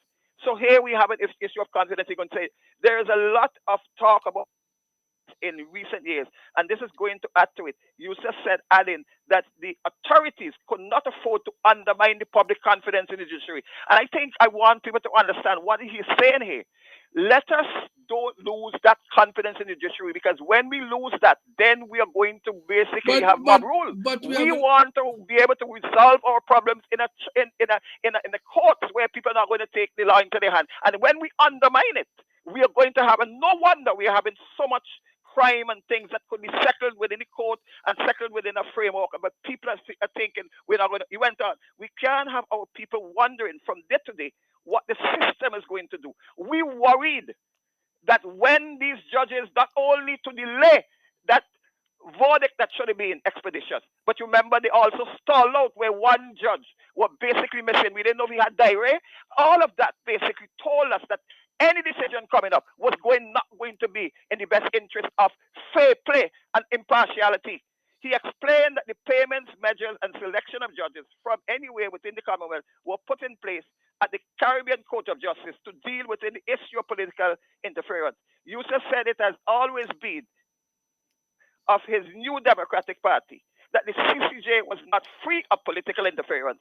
And he said that he believed that the same was applicable in the lower court as well. He went on to say, this is Honorable Annie Yusuf, God bless you. I hope and pray that you're in good health. Well, I know you're not in good health, but I hope that God will help you through this plain public to speak out on issues of injustice. He is crucial to our development. We have to speak. Don't in any way slander the judge. Don't in any way come up with any falses about them. But we time get judges that can respect our constitution, understand that the people are the engine of the country and not to defend the political party. I am worried what is happening in my country since my party got in. And that is why we have to make that change so we could get back justice. One last thing, what happened to Marcus de Freitas is basically incorrect. It's not nice. No, and I'm but saying I hope. I gotta go, but I'll tell you something about Marcus de Freitas. Yes, please. That's a lie what they said in Parliament. Marcus Very was not completely paid because the court awarded 5% interest, and it's been 20 years. Yes, please. When you calculate the interest on 20 years, you're looking between $2.5 to $3 million. No yes, interest. No interest has been paid to Marcus. No interest was paid, and that's a fact. Okay. Because we have a dictatorship, we don't have a boss I don't bother with what you see, and you see that's basic dishonesty, and that is you will always had a dishonest government from 2001. I say this. I'm begging my comrades in the Labour Party. I have to go. Carlisle is here, and I got to get him to set up. I'm begging you all, go get registered. Do not tolerate Gonsalve anymore. I'm not here to hate him. I love him very much.